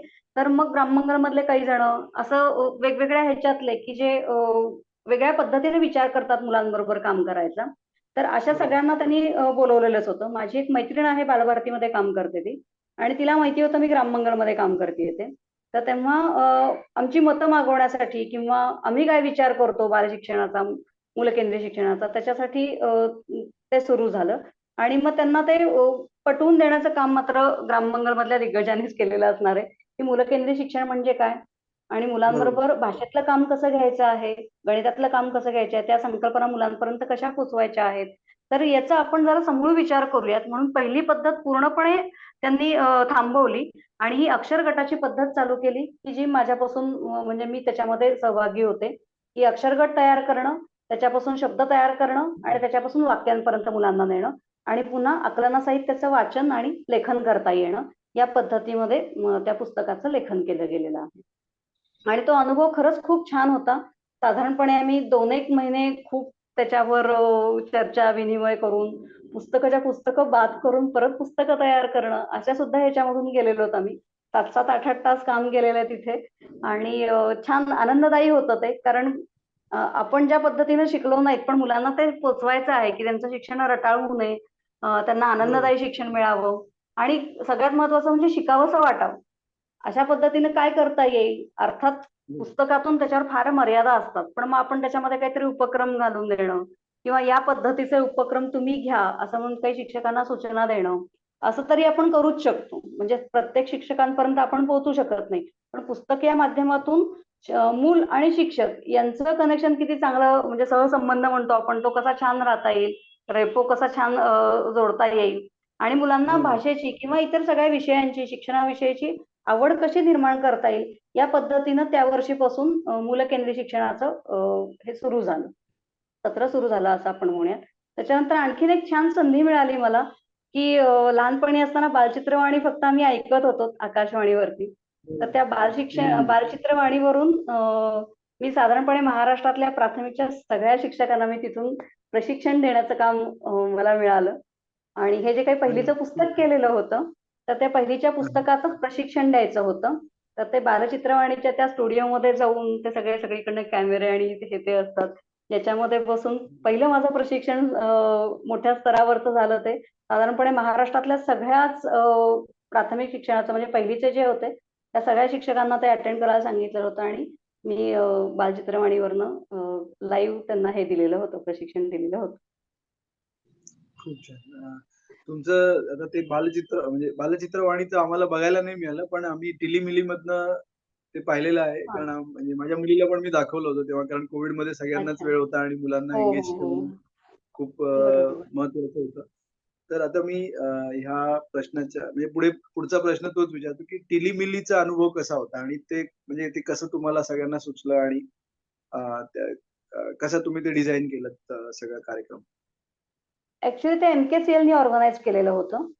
त्याच्यामुळे त्यांनी शाळा आणि हे ते सगळं निवडलेलं होतं किंवा शिक्षकांचं निवड प्रक्रिया सगळी त्यांनीच केलेली होती. ते कुठल्यातरी कंपनीमध्ये कोविड काळ होता. त्याच्यामुळे संसर्ग होऊ नये त्याची काळजी घेत त्यांनी ते सगळा कार्यक्रम सुरू केलेला होता आणि त्यांना 4थी पर्यंतचं हे करायचं होतं. बरोबर. प्रशिक्षण म्हणजे मुलांपर्यंत पोहोचवायचा होता अभ्यासक्रम. तर त्यातलं 3री आणि 4थीचं 2 इयत्तांचे साधारणपणे 11 एक भाग सॉरी 11 एक भाग मला करायला मिळाले. आणि मग ते सुद्धा त्याच्यामध्ये सुद्धा त्यांची अट हीच होती, की तुम्ही शैक्षणिक साधनं दाखवून मुलांपर्यंत कसं ते छान पद्धतीनं पोहोचवाल. मग त्या निमित्ताने अजून माझी शैक्षणिक साधनं किंवा मला तिथून अजून थोड्याशा आयडिया मिळाल्या, की एका जागी बसून म्हणजे कारण ऑनलाईन हा प्रकार सगळ्यांसाठीच त्यावेळेस नवीन होता. नवीन म्हणजे होतं. बरोबर. टीव्हीत बघून मला काहीतरी शिकायचंय असं हे मुलांना पहिल्यांदाच हे होतं. किंवा मोबाईलवर बरोबर. बघून मला काहीतरी शिकायचंय किंवा ऐकून मला काहीतरी शिकायचंय. हे प्रकार मुलांसाठी, आपल्यासाठी, सगळ्यांसाठीच तो वेगळा अनुभव होता आणि त्याची सुरुवात तिथूनच झालेली होती. त्याच्यामुळे तुम्ही जास्तीत जास्त काय दाखवाल किंवा काय बोलाल त्याच्यावरच मुलांचं बरोबर. शिकण्याचं किंवा ते साधन होतं. धडा समजून म्हणा किंवा गणितातल्या काही संकल्पना, भूगोलातल्या संकल्पना. धडेच्या धडे स्किप करून का होईना पण तो अभ्यासक्रम संपवण्याचं काम त्यांचं उद्दिष्ट होतं. आणि त्याच्यामध्ये मला किमान 11 भाग करायला मिळाले कारण नंतर हळू-हळू तिथला संसर्ग थोडासा वाढत गेला आणि अच्छा. मला 11 भागांचं काम मिळालेलं होतं. तेवढं मी 11 भागांचं काम घेतलं आणि त्याच्यासाठी सुद्धा पुन्हा परत मी जी केलेली शैक्षणिक साधनं होती तीही मला वापरायला मिळाली. अजून काही नवीन तयार केली गेली माझ्याकडून जी आता मी पुन्हा परत प्रिंटिंगच्या ह्याच्यामध्ये येऊन पोहोचलेली आहेत. की ती पण साधनं आता प्रिंटिंगच्या ह्याच्यामध्ये पुढच्या ह्याच्यामध्ये येतील ती. म्हणजे त्याच्यातूनही मला भरपूर हे शिकायलाच मिळालेलं आहे आणि अजूनही मी भरपूर शिकतेच आहे. म्हणून मी म्हणते माझं वय आता प्राथमिकच आहे. मी अजून माध्यमिक पर्यंत पोहोचलेलीच नाहीये. मी अजून प्राथमिकमध्येच आहे. आणि मुलांकडूनच खरं तर खूप शिकायला मिळतं. इतके त्यांचे प्रश्न वेगळे आणि छान असतात की आपल्याला विचार करायला लावणारे असतात. मग आपण म्हणतो हा विचार मी केलाच नाही. आणि मग तो विचार बरोबर. परत आपण करून त्याच्यावर साधन तयार करणं ही पुन्हा परत शिकण्याचीच प्रक्रिया सुरू होते. आणि म्हणून मुलांकडूनच मला खरं तर खूप एनर्जी आणि या सगळ्या आयडियाज ज्या आहेत, तर त्या सगळ्या मुलांकडूनच किंवा त्यांच्या अडचणीमधून माझ्यापर्यंत पोहोचलेल्या आहेत आणि त्याच्यावर मात कशी करायची म्हणून त्याच्यावर विचार करून मी ही साधनं तयार केलेली आहेत. खूपच छान. म्हणजे तुमची जी कंटिन्यूअस एक मिनिट इथे काहीतरी कंटिन्यूअस जी शिकण्याची प्रोसेस आहे आणि तुम्ही ते एवढं नम्रपणे सांगताय, की म्हणजे मी अजून म्हणजे प्राथमिकच आहे. म्हणजे खूप शिकण्यासारखं आहे आम्हाला सगळ्यांना आहे, की आपला मेंदू खुला ठेवणे नवीन गोष्टींसाठी आणि शिकत राहणे हे किती आपल्यासाठी आवश्यक आहे. म्हणजे कोविड सारख्या काळामध्ये जिथे सगळ्यांना चिंता होती, की तब्येतीची प्रत्येकाच्या, आपल्या घराची, हो, कुटुंबाची. तिथे तुम्ही म्हणजे नवीन साधनं बनवलीत आणि त्याचा आताही उपयोग करताय म्हणजे खूपच हो. कौतुकास्पद आहे. अ, तर मला वाटतं तुम्ही खूप छान प्रवास तुमचा उलगडून दाखवलात मागच्या साधारण तासभरामध्ये.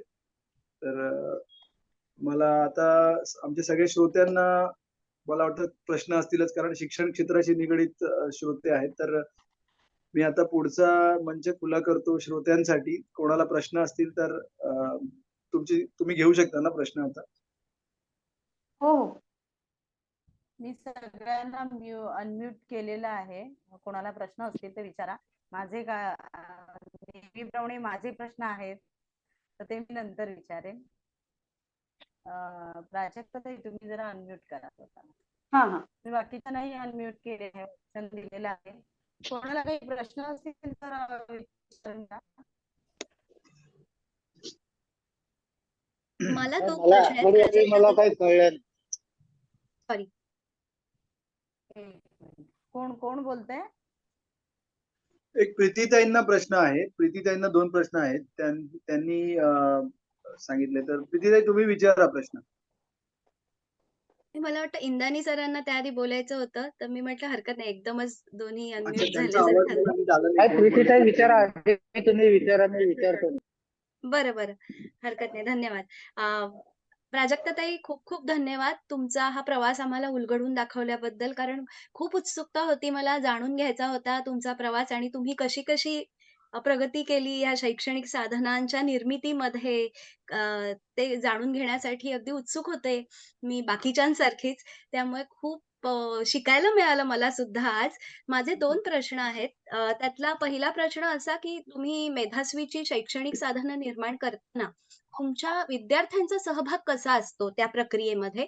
त्याचं एखादं उदाहरण किंवा तुमचा अनुभव सांगू शकाल का? की त्या निर्मितीमध्ये त्यांचाही काही सहभाग असतो का? असतो तर तो कसा असतो? हा पहिला प्रश्न. आणि दुसरा प्रश्न मला वाटतं त्याच्यावर अ, अ, किरणनी प्रकाश टाकलाच आहे आता टिलीमिलीच्या कार्यक्रम निर्मितीचा तुमचा अनुभव होता आणि तुम्ही छान सांगितलंत.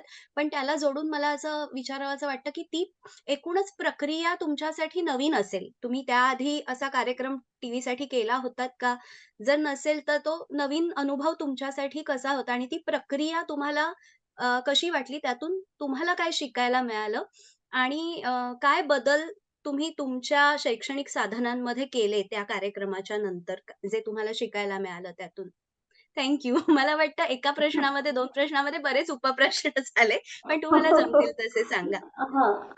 पहिलं म्हणजे मी पहिल्यांदाच उल्लेख केला तसं मुलांच्या अडचणीतूनच मला साधनं सुचत गेली, की मुलांना एखादी संकल्पना समजत नाहीये. आता पहिलीचं मूल आहे त्याला स्त्रीलिंग, पुल्लिंग आणि नपुंसकलिंग एवढे 3 अवघड उच्चार करण्यापेक्षा तो, ती, ते या साध्या संकल्पनेतून खरं तर हे सुरू झालं. मग आता त्याच्यासाठी काय काय करू शकतो? तर त्याच्यासाठी साइट रीडिंग आणि चित्र असं म्हणून फुगा, म्हणजे ज्यांना वाचता येतंय त्यांनी वाचावं, ज्यांना नाही वाचता येत त्यांनी चित्र बघावं आणि तो फुगा आहे, ती फुगा आहे का ते फुगा आहे. तोंडी सांगितलं तरी चालणार आहे. नाहीतरी सुरुवातीला आपलं सगळं मौखिकच असतं. आपण खूप बोलून मुलांना तयार करतो बघा. एखादी गोष्ट बरोबर. त्यांना जर पटत नसेल तर त्यांना आपण खूप बोलून बोलून तयार करतो. मग तुला असं करून देऊ का, तुला तसं करून देऊ का. त्याच पद्धतीने शैक्षणिक साधनांचं माझं झालेलं, की मग आपण या पद्धतीने करूयात का, त्या पद्धतीने करूयात का, मग समजेल का. मग आता हेच हेच हेच हेच हेच सारखे कार्ड वापरून कंटाळा येतो. म्हणून मग मी सांगितलं, मग आजूबाजूला बघा, आजूबाजूला तो, तिथे काय काय दिसतंय त्याची हं, चित्र काढा. प्रत्येक हं, वेळेस हं. लिहिणं शक्य नसतं. लिहायचं तर मुलांना कंटाळा येतोच. त्याच्यामुळे प्रत्येक वेळेस लिहायला न देता मग त्याची चित्र काढा. खिडकीचं चित्र काढ, तुझ्या फळ्याचं चित्र काढ, तुझ्या दप्तराचं चित्र काढ आणि ते रंगव. असं वाह! म्हटलं की मुलं खुश असतात. खुश. येस. हां. त्याच्यामुळे या पद्धतीनंच साधनांची निर्मिती होत गेली, की कशावर तरी आपल्याला आता मुलांना मी म्हटलं नुसतेच फळ्यावर आज आपण मकन पतः हा अक्षर गट आहे आपला पहिला. त्याच्यावरचे मी तुम्हाला शब्द सांगते, आपण शब्द तयार करू. मी फळ्यावर लिहिते आणि तुम्ही ते वहीत लिहून घ्या. असं म्हणलं की ते फक्त माझ्या तोंडाकडे बघत बसतात. बाकी काही करत नाहीत ते. तू लिही, आम्ही करायचं ते करतो. असं या बरोबर. पद्धतीनं ते त्याच मोडवर जातात ते. तू लिही, तुला आवडतं लिहायला तू लिही, आम्हाला नाही आवडत लिहायला. पण मग शब्दशः पाटी त्यांच्या हातामध्ये दिली. मकन पतः ही अक्षरं समजली. त्याचं चित्र समजलं. मचं चित्र कसं आहे. कारण सुरुवातीला अक्षर हे त्यांच्यासाठी चित्रच असतं. त्याच्यामुळे बरोबर. मचं चित्र, कचं चित्र जसं आपल्याला फॉरेन लँग्वेजमध्ये त्या भाषांमध्ये ते ती चित्रच असतात ती. आपल्याला कुठे कळतात त्यांची भाषा आणि त्यांची बरोबर. लिपी आणि हे ते सगळं. त्याच्यामुळे त्यांच्यासाठी ते चित्र. मचं हे चित्र. तू जसं आरशात बघितल्यानंतर तू दिसतोस, तसं हे आरशात बघितल्यानंतर असा दिसतो. म्हणून हे मचं चित्र, हे कचं चित्र. मग तो अक्षरगट पूर्ण झाल्यानंतर ती पाटी त्यांच्या हातामध्ये दिली. ती खिडकी त्यांच्या हातामध्ये दिली. आता तू याच्यातून भरपूर शब्द शोध म्हणलं की मग ते चुरशीने शोधतात. फारच मुलांमध्ये छान. असं हां. आणि हे मग ते भारी आहे. चुरशीने चुरशीने शब्द शोधतात आणि आपल्याला जिथं अर्ध पान अपेक्षित असतं, एक पान अपेक्षित असतं, तिथे त्यांची 2-2 पानं होतात. आणखीन एक खेळ सांगते. शब्द साखळीचा खेळ मी ज्यावेळेस वर्गामध्ये घेत होते, त्यावेळेस एक शब्द साखळी तोंडी नुसती घ्यायची. मग ती झाली की आता आपण लिहायला म्हणलं की मग त्यांची तोंड वाकडी व्हायची. 5-7 शब्द साखळ्या तोंडी घेतल्या तर मस्त मजा असते. पण लिहायचं म्हणलं की कंटाळा. मग मी Correct. त्यांना सांगितलं की आता तुझं नाव काय प्रीती आहे. तुझं नाव पहिलं प्रीती लिही आणि हम्म. त पासून तुझी साखळी किती मोठी होती मला दाखवून दाखव. वा. असं म्हणलं की माझी साखळी किती मोठी होईल याच्याकडेच मी बघणार ना. त्याच्यामुळे बरोबर. प्रत्येक चुरस. मुलाचं नाव घ्यायचं आणि त्याच्यापासून तू तुझी शब्द साखळी तयार कर. असं म्हणलं छान की छान. त्यांची 2-2, 3-3 पानं तयार व्हायची.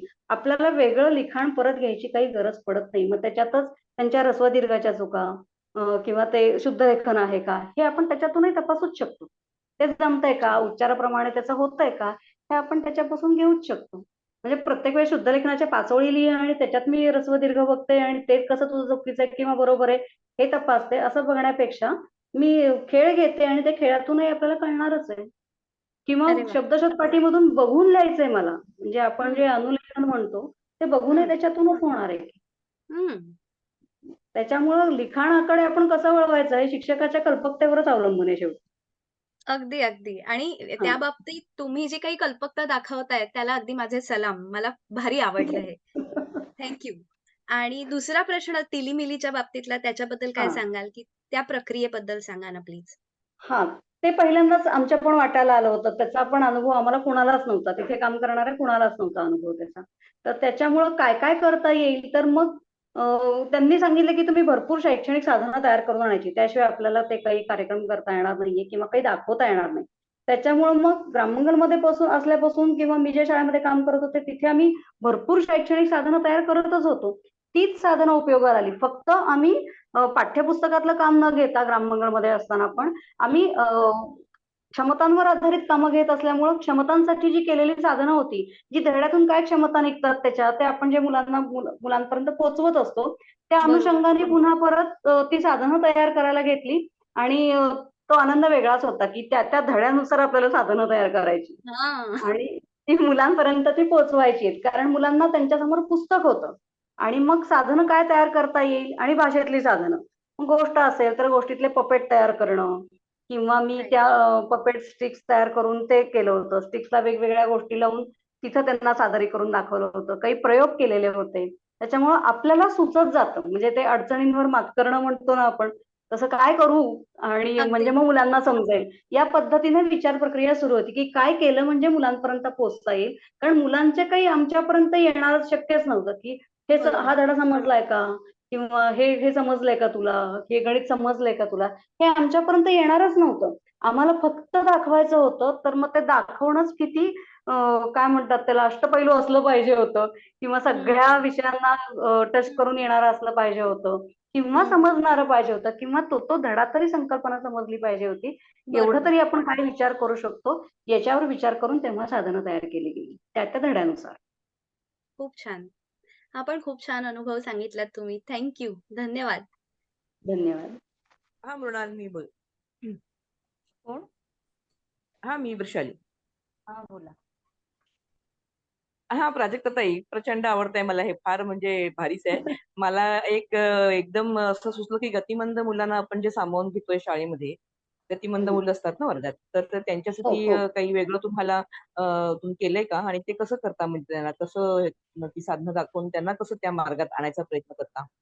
आत्ता तरी पुण्यामधल्या 3 शाळांनी गतिमंद आणि मतिमंद अशा 3 शाळांनी माझ्याकडून ही साधनं घेतलीत आणि त्यांचे मला खूप छान अनुभव शेअर करतायत ते. त्यांचं फक्त फोकस चित्रांवर जास्त आहे आणि कृती करून म्हणजे मी पझल सारख्या गोष्टी केलेल्या आहेत. त्याच्यावर त्यांचा जास्त भर आहे. कारण एकतर त्यांचा आय कॉन्टॅक्ट आपल्याशी करत नाहीत. असं त्यांनी मला खूप काय-काय सांगितलं. म्हणजे मीच तिथं खूप शिकले, की यांच्यासाठी मला काय करता येईल असं म्हणून पण मी विचार करायला सुरुवात केला. मी म्हटलं तुमच्या अडचणी सांगा. म्हणजे मग त्या पद्धतीनं मी पण विचार करेन आणि मग मला काहीतरी बनवता येईल. मग त्यांनी आता पझलचं खूप घेतलं. त्यांना न का त्याच्यावरचं वाचता येईना. पण ते एकमेकात गुंतवायचंय आणि तिथे बसवायचंय. हे जे आहेत ते आणि माझ्याकडे चित्रगोष्टी आहेत. तर त्या चित्रगोष्टींचा पण सिक्वेन्स लावून त्यांना काहीतरी त्याच्याविषयी 4 शब्द बोलायचे. असं या पद्धतीसाठी जेवढी माझ्याकडची चित्राची साधनं आहेत आणि पझल्स आहेत, तर ते सगळे पझल्स, कारण त्या पझल्स मध्ये माझ्याकडे पझल्स असे आहेत की ते रंगाला रंग जोडायचे म्हणजे विरुद्धार्थी शब्द मिळणार आहेत, रंगाला रंग जोडायचे आहेत म्हणजे पिलूदर्शक शब्द मिळणार आहेत, समूहदर्शक शब्द मिळणार आहेत. त्यांना फक्त सध्या रंगाशी मतलब आहे, त्याच्यामुळे त्या रंगाला रंग जोडायचे आहेत आणि माझं तयार होणार आहे. मग त्याच्यावर लिहिलं काय हा त्यांचा दुसरा किंवा तिसरा टप्पा असेल असं त्या मला म्हणाले. त्याच्यामुळं हाताने करून बघायच्या ज्या सगळ्या कृती आहेत त्या सगळ्या कृतींची साधनं त्यांनी माझ्याकडनं घेतली. मग गतिमंद, मतिमंद अशा सगळ्याच ह्याच्यातल्या मुलांसाठी त्यांनी ती घेतलेली होती. अच्छा. हा. अजून कोणाला आणि काही त्यांची मोटर डेव्हलपमेंट पण नीट नसते ना, त्याच्यामुळे त्यांनी पझल सारखी साधनं घेतलीत ती आता, की ती नीट व्हावीत म्हणून. मस्त. अजून कोणाला काही प्रश्न आहेत का? एक मिनिट किरण. हा, अनम्यूट कर किरण, अनम्यूट कर. हा, इंद्राणी सरांना काहीतरी बोलायचं होतं मगाशी ते. हा, इंदाणी सर, तुम्हाला काही प्रश्न? इंदाणी सर, इंदाणी सर समोर नाही. हा, आहेत. हॅलो. आवाज येत हॅलो. नाहीये इंदाणी. हा, हा बोला हा. सर. मी प्रवासात आहे. मला फक्त एवढंच बोलायचं होतं की नाटक त्यांचं खूप खूप कौतुक आणि खूप आवडलं. धन्यवाद. ठीक आहे. अजून कोणाचे काही प्रश्न नसतील तर मग मी माझे प्रश्न जरा घेते. थोडासा काय म्हणतात त्याला, एक साधा प्रश्न म्हणावा किंवा थोडासा बालिश प्रश्न. मेधास्वी हे नाव का सुचलं तुम्हाला? मला वाटलंच तरी. मला खूप जण विचारतात किंवा मुलाखतीच्या सुरुवातीलाच विचारतात की मेधास्वी काय आहे. ऍक्च्युली सरस्वतीचं नाव आहे. मी हे काम करते सरस्वतीचंच काम करते, त्याच्यामुळे मला थोडंसं युनिक नाव हवं होतं. मेधा म्हणजे बुद्धी आणि तेजस्वी बुद्धी असलेली अशी ती सरस्वती आहे की जिचे कृपाशीर्वाद माझ्यावर राहावेत आणि मी अशीच छोटं मोठं काहीतरी काम करत राहावे, म्हणून मस्त. सरस्वतीचं नाव आहे ते. ते सगळ्यांना कळावं, आम्हाला सुद्धा, म्हणून मी तो प्रश्न विचारला की नक्कीच तुमच्यावर मेधास्वी कृपा म्हणजे. आहे सरस्वतीची हो, असं मला जाणवलं. हो. आणि मला अजून एक प्रश्न आहे की एंडोलॉजी ही संकल्पना माहिती आहे सगळ्यांना, पण तुमच्या दृष्टीने तुम्ही कशी ती उलगडून सांगाल आणि तिकडे ती शाखा घेणाऱ्यांना तुम्ही काय सांगाल? इंडॉलॉजी खरं तर खूप व्यापक आहे. म्हणजे मी ज्यावेळेस प्रवेश घेतला तर त्यावेळेस एका सेमिस्टरला आम्हाला 4 विषय घ्यायचे होते. इंडॉलॉजी म्हणजे काय ते सांगते. प्राचीन भारताचा इतिहास, त्याच्यावरचं जे काही आहे तर ते सखोल त्याच्यामध्ये अभ्यास आणि त्याच्यावर संशोधन केलेले कोणी कोणी आहेत तर त्याची पुस्तकं संदर्भाला आपल्याला वापरायला मिळतात किंवा वापरायची असतात ती. कारण त्यांनी बरंच संशोधन करून त्याच्यावरचं लेखन पेपर सबमिट करून मग ती पुस्तकं तयार झालेली आहेत त्यांची. उदाहरणार्थ देगलूरकर सरांचं, कांकरी यांचं आहे असं मी त्याच्यानंतर के ढवळीकरांचं आहे. अशी बरीच पुस्तकं आहेत की ज्यांनी संशोधन केलेत, प्रत्यक्षात ग्राउंड लेवलला उतरून कामं केलेली आहेत त्याच्यावर आणि मग ते काहीतरी प्रूव्ह केले आणि मग त्यांचे पेपर सबमिट झालेत आणि मग अशी त्यांची पुस्तकं आहेत. मग हडप्पा संस्कृतीवरची आहेत. आणि इंडॉलॉजीचा जो अभ्यास आहे तर तो अतिप्राचीन पासून मध्ययुगापर्यंत म्हणजे 12व्या शतकापर्यंतचा अभ्यास आहे. तर आपण एका सेमिस्टरला फक्त 4च विषय घेऊ शकतो, पण आपल्याला ऑप्शन असतात 8 आणि 8 पैकी प्रत्येक सेमिस्टरला आपण 4 घेऊ शकतो. तर मग त्यावेळेस ज्यावेळेस मी प्रवेश घेतला होता त्यावेळेस फारच माझ्याबरोबरची लोक फारच हुशार होती आणि मला मुलांसाठी काय घेता येईल, त्यातनं मुलांपर्यंत काय पोहोचवता येईल, कारण ते सगळं खूप जड होतं त्या सगळ्या संकल्पना. आणि एक तर तो आधी अभ्यासक्रम इंग्रजीमध्ये होता, तो काही एक वर्ष तो आता मराठीतून सुरू केलेला आहे, त्याच्यामुळे मी खरं तर ऍडमिशन घेतली की मराठीतून आहे म्हणून. आणि मग तो आधी मी समजावून घेणं आणि मग त्याच्यातलं मुलांपर्यंत काय पोचवायचं आहे म्हणून मी ते गोष्टीरूप हडप्पा केलं. त्या हडप्पाची गोष्ट सांगितली आणि त्याचा थ्रेड अर्धवट सोडला, मुलांकडनं तो पूर्ण करून घेतला. असं मुलांपर्यंत काय काय पोहोचवता येईल याच्यासाठी म्हणून मी खरं तर इंडॉलॉजीचा कोर्स केला. आणि मग तो खरा इतिहास मुलांपर्यंत पोहोचवावा की आपण जे याच्यामध्ये बघतो तर तो सगळा असा छान गुढी गुढी करून छान गोडगोड केलेला आहे आणि तो पोहोचवला आणि ते फक्त माहिती रूपात पोहोचवलेला आहे. याच्या व्यतिरिक्त काही नाही. आणि माहिती वाचनात मुलांना अजिबात रस नसतो. त्याच्यामुळे ती माहितीच इंटरेस्टिंग कशी करता येईल किंवा ती माहितीच मुलांकडूनच कशी, मग मुलांना पण 4 पुस्तकं मी वाचायला लावली होती त्या काळामध्ये. ज्यावेळेस मी पुस्तक तयार करत होते, तर त्यावेळेस मी त्यांना सगळे संदर्भ दिले होते. ही पुस्तकं विकत आणा. छोटी-छोटी पुस्तकं होती ती, याच सगळ्या दिग्गज लोकांची. तर ती अगदीच 20 पानाची, 25 पानाची, 100 पानांची अशी पण पुस्तकं होती. ती म्हणत ती पुस्तकं विकत आणा, ती वाचा, कारण तुमचं नाव येणार आहे खाली तुम्ही लिहिलंय असं म्हणून. म्हणून मग ते वाचायला सुरुवात केलं त्यांनी, की हा प्रश्न यांनी विचारला म्हणून त्याचं पुढे नाव येणार आहे. मग प्रश्न विचारल्यानंतर त्याचं उत्तर तुला माहीत असायला पाहिजे ना. म्हणून मग तो प्रश्न आधी तुला काढता आला पाहिजे, त्यासाठी तुला आधी वाचन केलं पाहिजे. मग 5वी-6वी मुलं तेवढं कळतं त्यांना, की आपलं नाव येणार आहे पुस्तकामध्ये तर आपल्याला हे वाचन करता आलं पाहिजे, कारण उत्तर पण मलाच द्यायचंय त्याचं. पण त्यांचं प्रश्नोत्तरांच्या स्वरूपामध्ये धडे होते आणि हे होतं, त्याच्यामुळं मुलांनी त्या निमित्ताने इतिहासाचं वाचन केलं. छोट्या-छोट्या पुस्तकांचं का होईना वाचन केलं आणि मग त्याच्या हिशोबाने आम्ही काही मग क्षेत्रभेटी पण हे केल्या होत्या. उदाहरणार्थ पुण्यामध्ये इतिहास संशोधक मंडळ आहे. तिथे जाऊन आपल्या आपल्या विषयाचं काय काय आहे ते माहीत करून घेणं, प्रत्यक्षात बघणं आणि ते समजून घेणं याच्यामध्ये खूप फरक पडतो. आपण नुसतीच माहिती वाचतोय आणि ते लिहून काढतो. त्याच्यापेक्षा मी तिथे जाऊन बघितलंय, मी ते हाताळलंय. काही गोष्टी हाताळायची परवानगी असते तिथे, तर त्या दगडी गोष्टी आहेत, त्या दगडांच्या गोष्टी आम्ही हाताळून बघितल्या. वीरगळ आहे उदाहरणार्थ, तर ते म्हणजे काय? वीरगळ म्हणजे काय? गधेगळ म्हणजे काय? अशा छोट्या-छोट्या संकल्पना, म्हणजे मी नुसतं चित्र बघते आणि ते उतरून काढायचे प्रश्न उत्तर. असं करण्यापेक्षा मी प्रत्यक्षात नेऊन मुलांना दाखवलेलं होतं. उत्खनन प्रत्यक्षात घेतलेलं होतं. काय उत्खननाचा खरं तर एक पूर्ण 100 मार्काचा आम्हाला पेपर होता उत्खननाचा. मग मी मुलांपर्यंत काय पोहोचवू शकते? मग मुलांपर्यंत उत्खनन म्हणजेच काय? ते का करायचं असतं? आणि कसं केलं जातं? आणि मग काय पोहोचवलं जातं आपल्यापर्यंत? हा सगळा प्रवास आहे तो मुलांकडूनच करून घ्यावा म्हटलं. आणि म्हणून मग ते उत्खननाचा एक पूर्ण धडाच तयार केला, या मातीखाली दडलंय काय असं म्हणून एक धडा तयार केला त्याच्यावरचा आणि मग उत्खनन मुलांना प्रत्यक्षात करायला दिलेलं होतं. असंच छोटे-छोटे टॉपिक घेऊन, की काय पोहोचवायचंय मुलांपर्यंत इतिहासातलं, की जेणेकरून पुढे त्याचे संदर्भ चांगले लागले पाहिजेत. ते खरे संदर्भ मुलांना कळले पाहिजेत आणि म्हणून त्या पद्धतीने मी मुलांबरोबर काम सुरू केलं. इंडॉलॉजी म्हणजे तरी आमचे 4 चोक 16 विषय अभ्यासले आहेत. त्यांच्याकडे भरपूर 50 एक विषय आहेत. त्यातले आपल्याला 4 विषय निवडायचे असतात. आणि मग मी मुलांसाठीचं काय पाहिजे म्हणून मी तेवढे विषय त्या वर्षाला निवडत गेलेले होते. हां. मला अजून एक विचारायचंय तुम्हाला, की तुम्ही आनंद क्षण या शाळेचे ट्रस्टी आहात. हो. आणि ही शाळा थोडीशी वेगळ्या धाटणीची आहे. तर थोडंसं आम्हाला आनंद क्षण शाळेबद्दल सांगा. मराठी मीडियमची शाळा आहे, मराठी हो, माध्यमाची. मराठी माध्यमाची शाळा आहे, उपक्रमशील शाळा आहे आणि मी जे काही आतापर्यंत मी तुम्हाला म्हटलं, की मी मुलांबरोबर जे काही काम केलेलं आहे, तसं ग्राममंगल बरोबर काम केलेलं आहे, तसं मी आनंदक्षणमध्ये पण काम केलेलं आहे.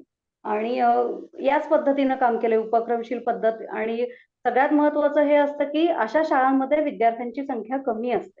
त्याच्यामुळे आपल्याला प्रयोग राबवणं आणि ते यशस्वी होणं हे मुलांच्या संख्येवर अवलंबून आहे खरं म्हणजे. मोठ्या-मोठ्या शाळांमध्ये हाच प्रश्न असतो, की भरपूर उपक्रमशील शिक्षक असतात.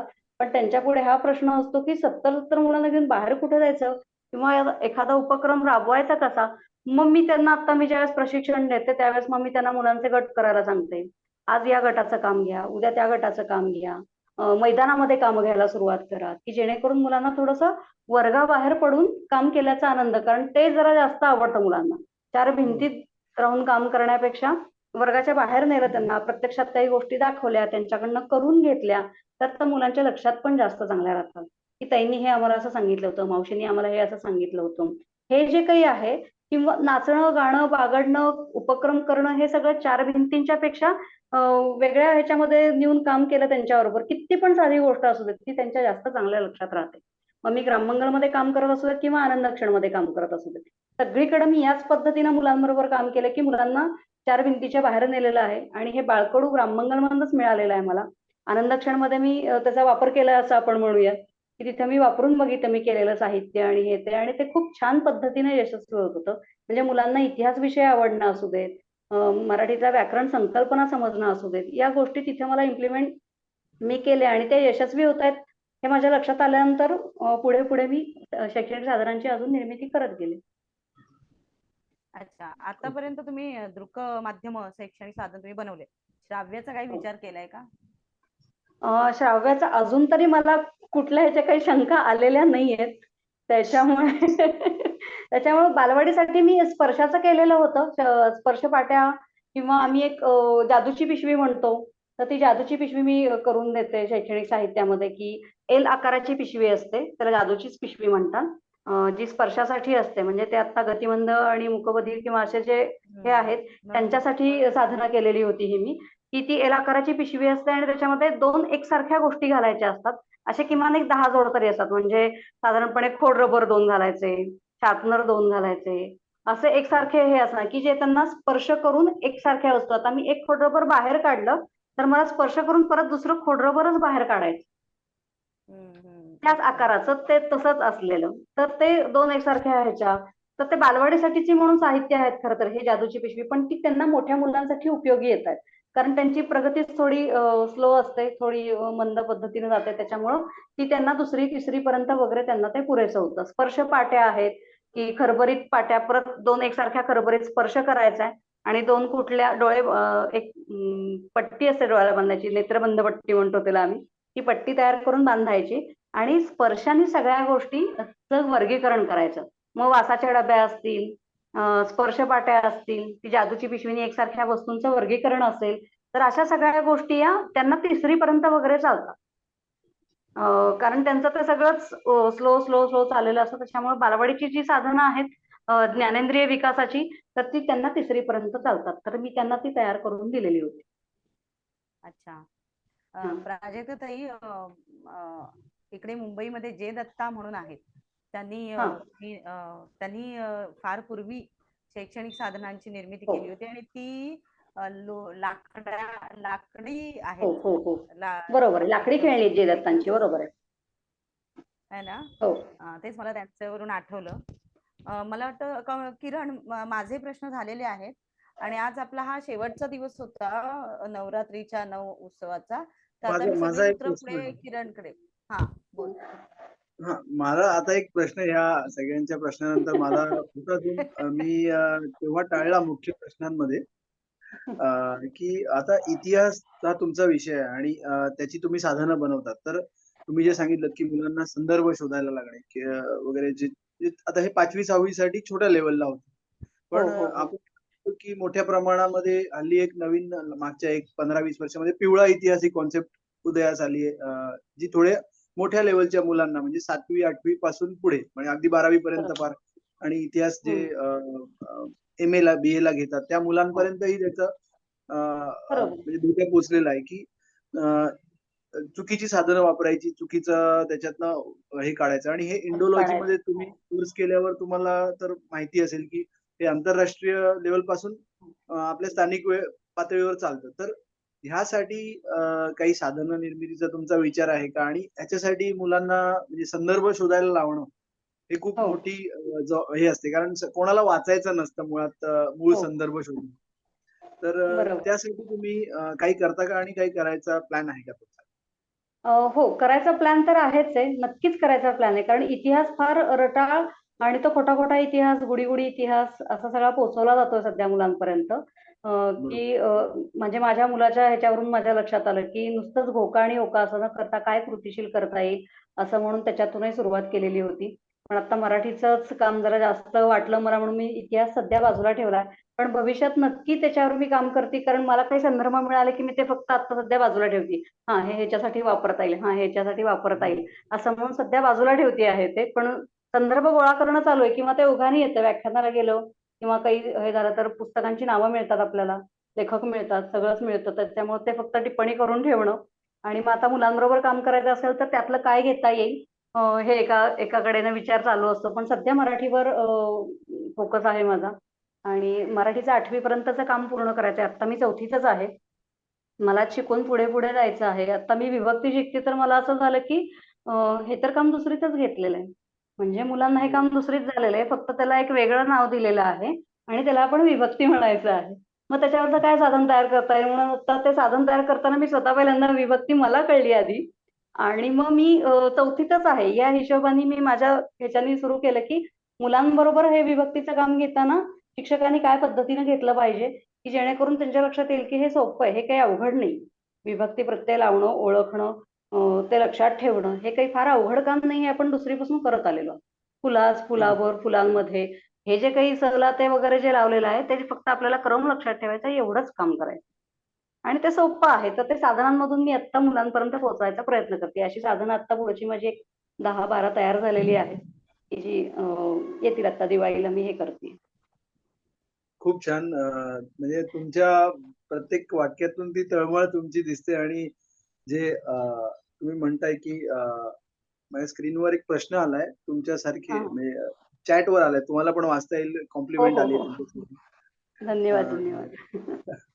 तर खूपच कौतुकास्पद आणि प्रेरणादायी आहे तुमचा हा प्रवास, आणि तुम्ही जे काही सांगितलं त्यातून आम्हाला सगळ्यांनाच आपल्या प्रत्येकाच्या आयुष्यात आणि आपले श्रोते जे युट्यूबवर गेल्यावर ऐकतील त्यांनाही खूप मिळत राहील पुढे. सर तुमच्या ह्या सगळ्या प्रवासासाठी, पुढील प्रवासासाठी आमच्याकडून शुभेच्छा. तुम्ही जे काही योजलंय पुढच्या काही काळात ते तुम्हाला नक्कीच म्हणजे तुम्ही सरस्वतीच्या नावाने संस्था चालू केली देवीच्या, तर हो, तिचा आशीर्वाद तुमच्यावर असा कायम राहावा अशी आमची सदिच्छा. नक्की. धन्यवाद. किरण, हा शेवटचा दिवस आहे, त्यामुळे आपल्या अध्यक्षांना काही बोलायचं असेल तर आपण त्यांना एक विनंती करूया. हो, ज्ञानभाषा मराठी प्रतिष्ठानचे अध्यक्ष आदरणीय श्री सुचिकांत वनारसे यांना मी विनंती करतो की त्यांनी आपल्याला काही बोलायचं असेल आजच्या शेवटच्या आपली शेवटची माळ आहे आज, 9वी माळ, तर आपले विचार व्यक्त करावे अशी मी विनंती करतो.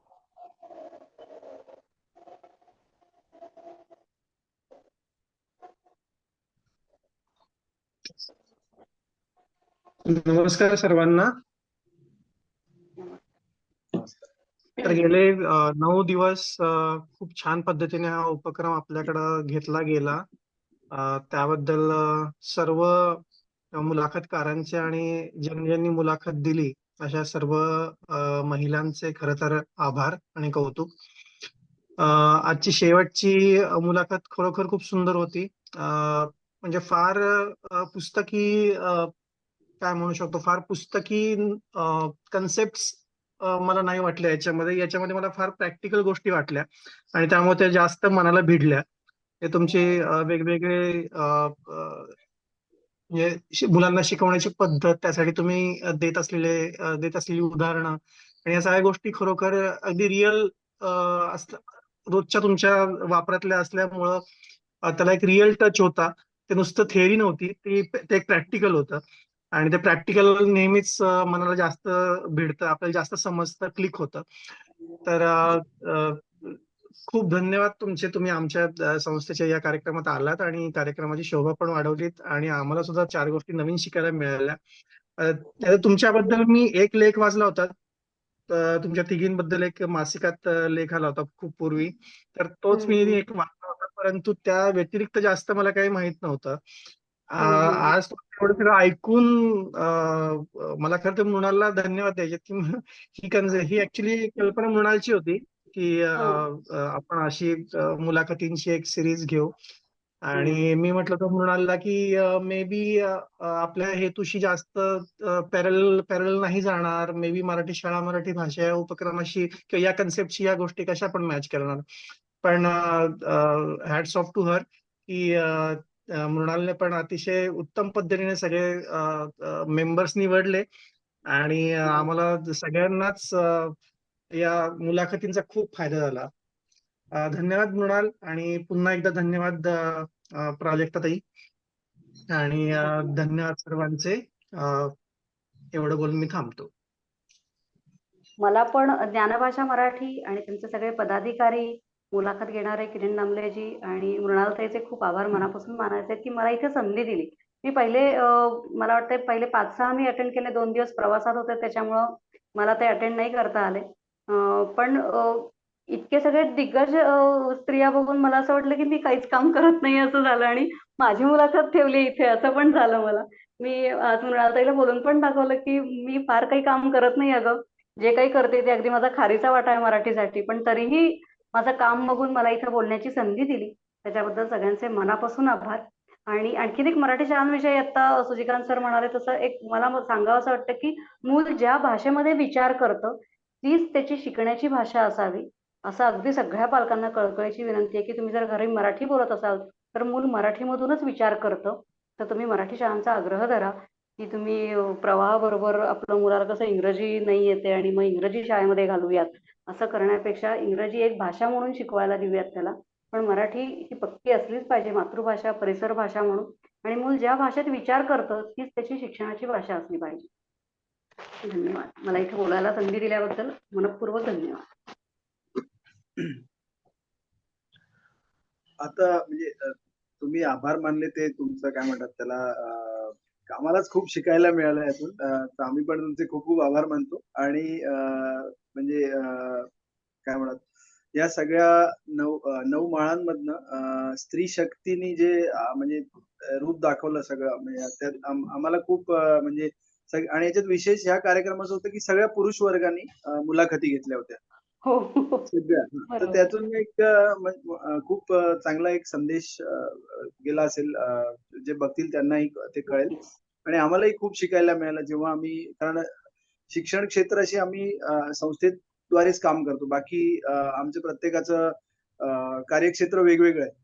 तर ज्या तळमळीने तुम्ही काम करत असता त्यातून आम्हाला खूप ऊर्जा मिळाली आणि आमच्या स्वतःच्या क्षेत्रामध्ये पण आम्ही त्याप्रकारे म्हणजे लोकांच्या कसं आपल्याला उपयोगी पडता येईल. आम्ही विद्यार्थ्यांच्या थेट उपयोगी पडू शकत नाही. पण जे कोणी आपल्याशी संबंधित आहे त्यांच्या उपयोगी कसं पडता येईल, आपल्या कामातून जास्तीत जास्त लोकांना आनंद कसा देता येईल, हे आम्हाला ह्या सगळ्या स्त्रियांच्या तुमच्या कामातून आम्हाला निश्चित शिकायला मिळालं. त्याबद्दल सर्वांचेच आभार तुमचेही आणि बाकी सर्व स्त्री वर्गाचे आभार. तर एवढं बोलून मी वैशालीला आजचा काही बोलायचंय का? मुलाखतीचा कार्यक्रम संपला असं मला म्हणजे जाहीर करायला. मृणालताई तुम्हाला काय बोलायचंय? हा, मी विचार करते आपल्या सहसचिव आहेत वैशाली ताई, त्यांना काही बोलायचंय का? वैशाली. हो, वैशालीताई पण शिक्षण क्षेत्राशी निगडीत आहेत. तर हम्म. त्यांनी पण आपलं मनोगत व्यक्त करावं अशी मी त्यांना विनंती करतो.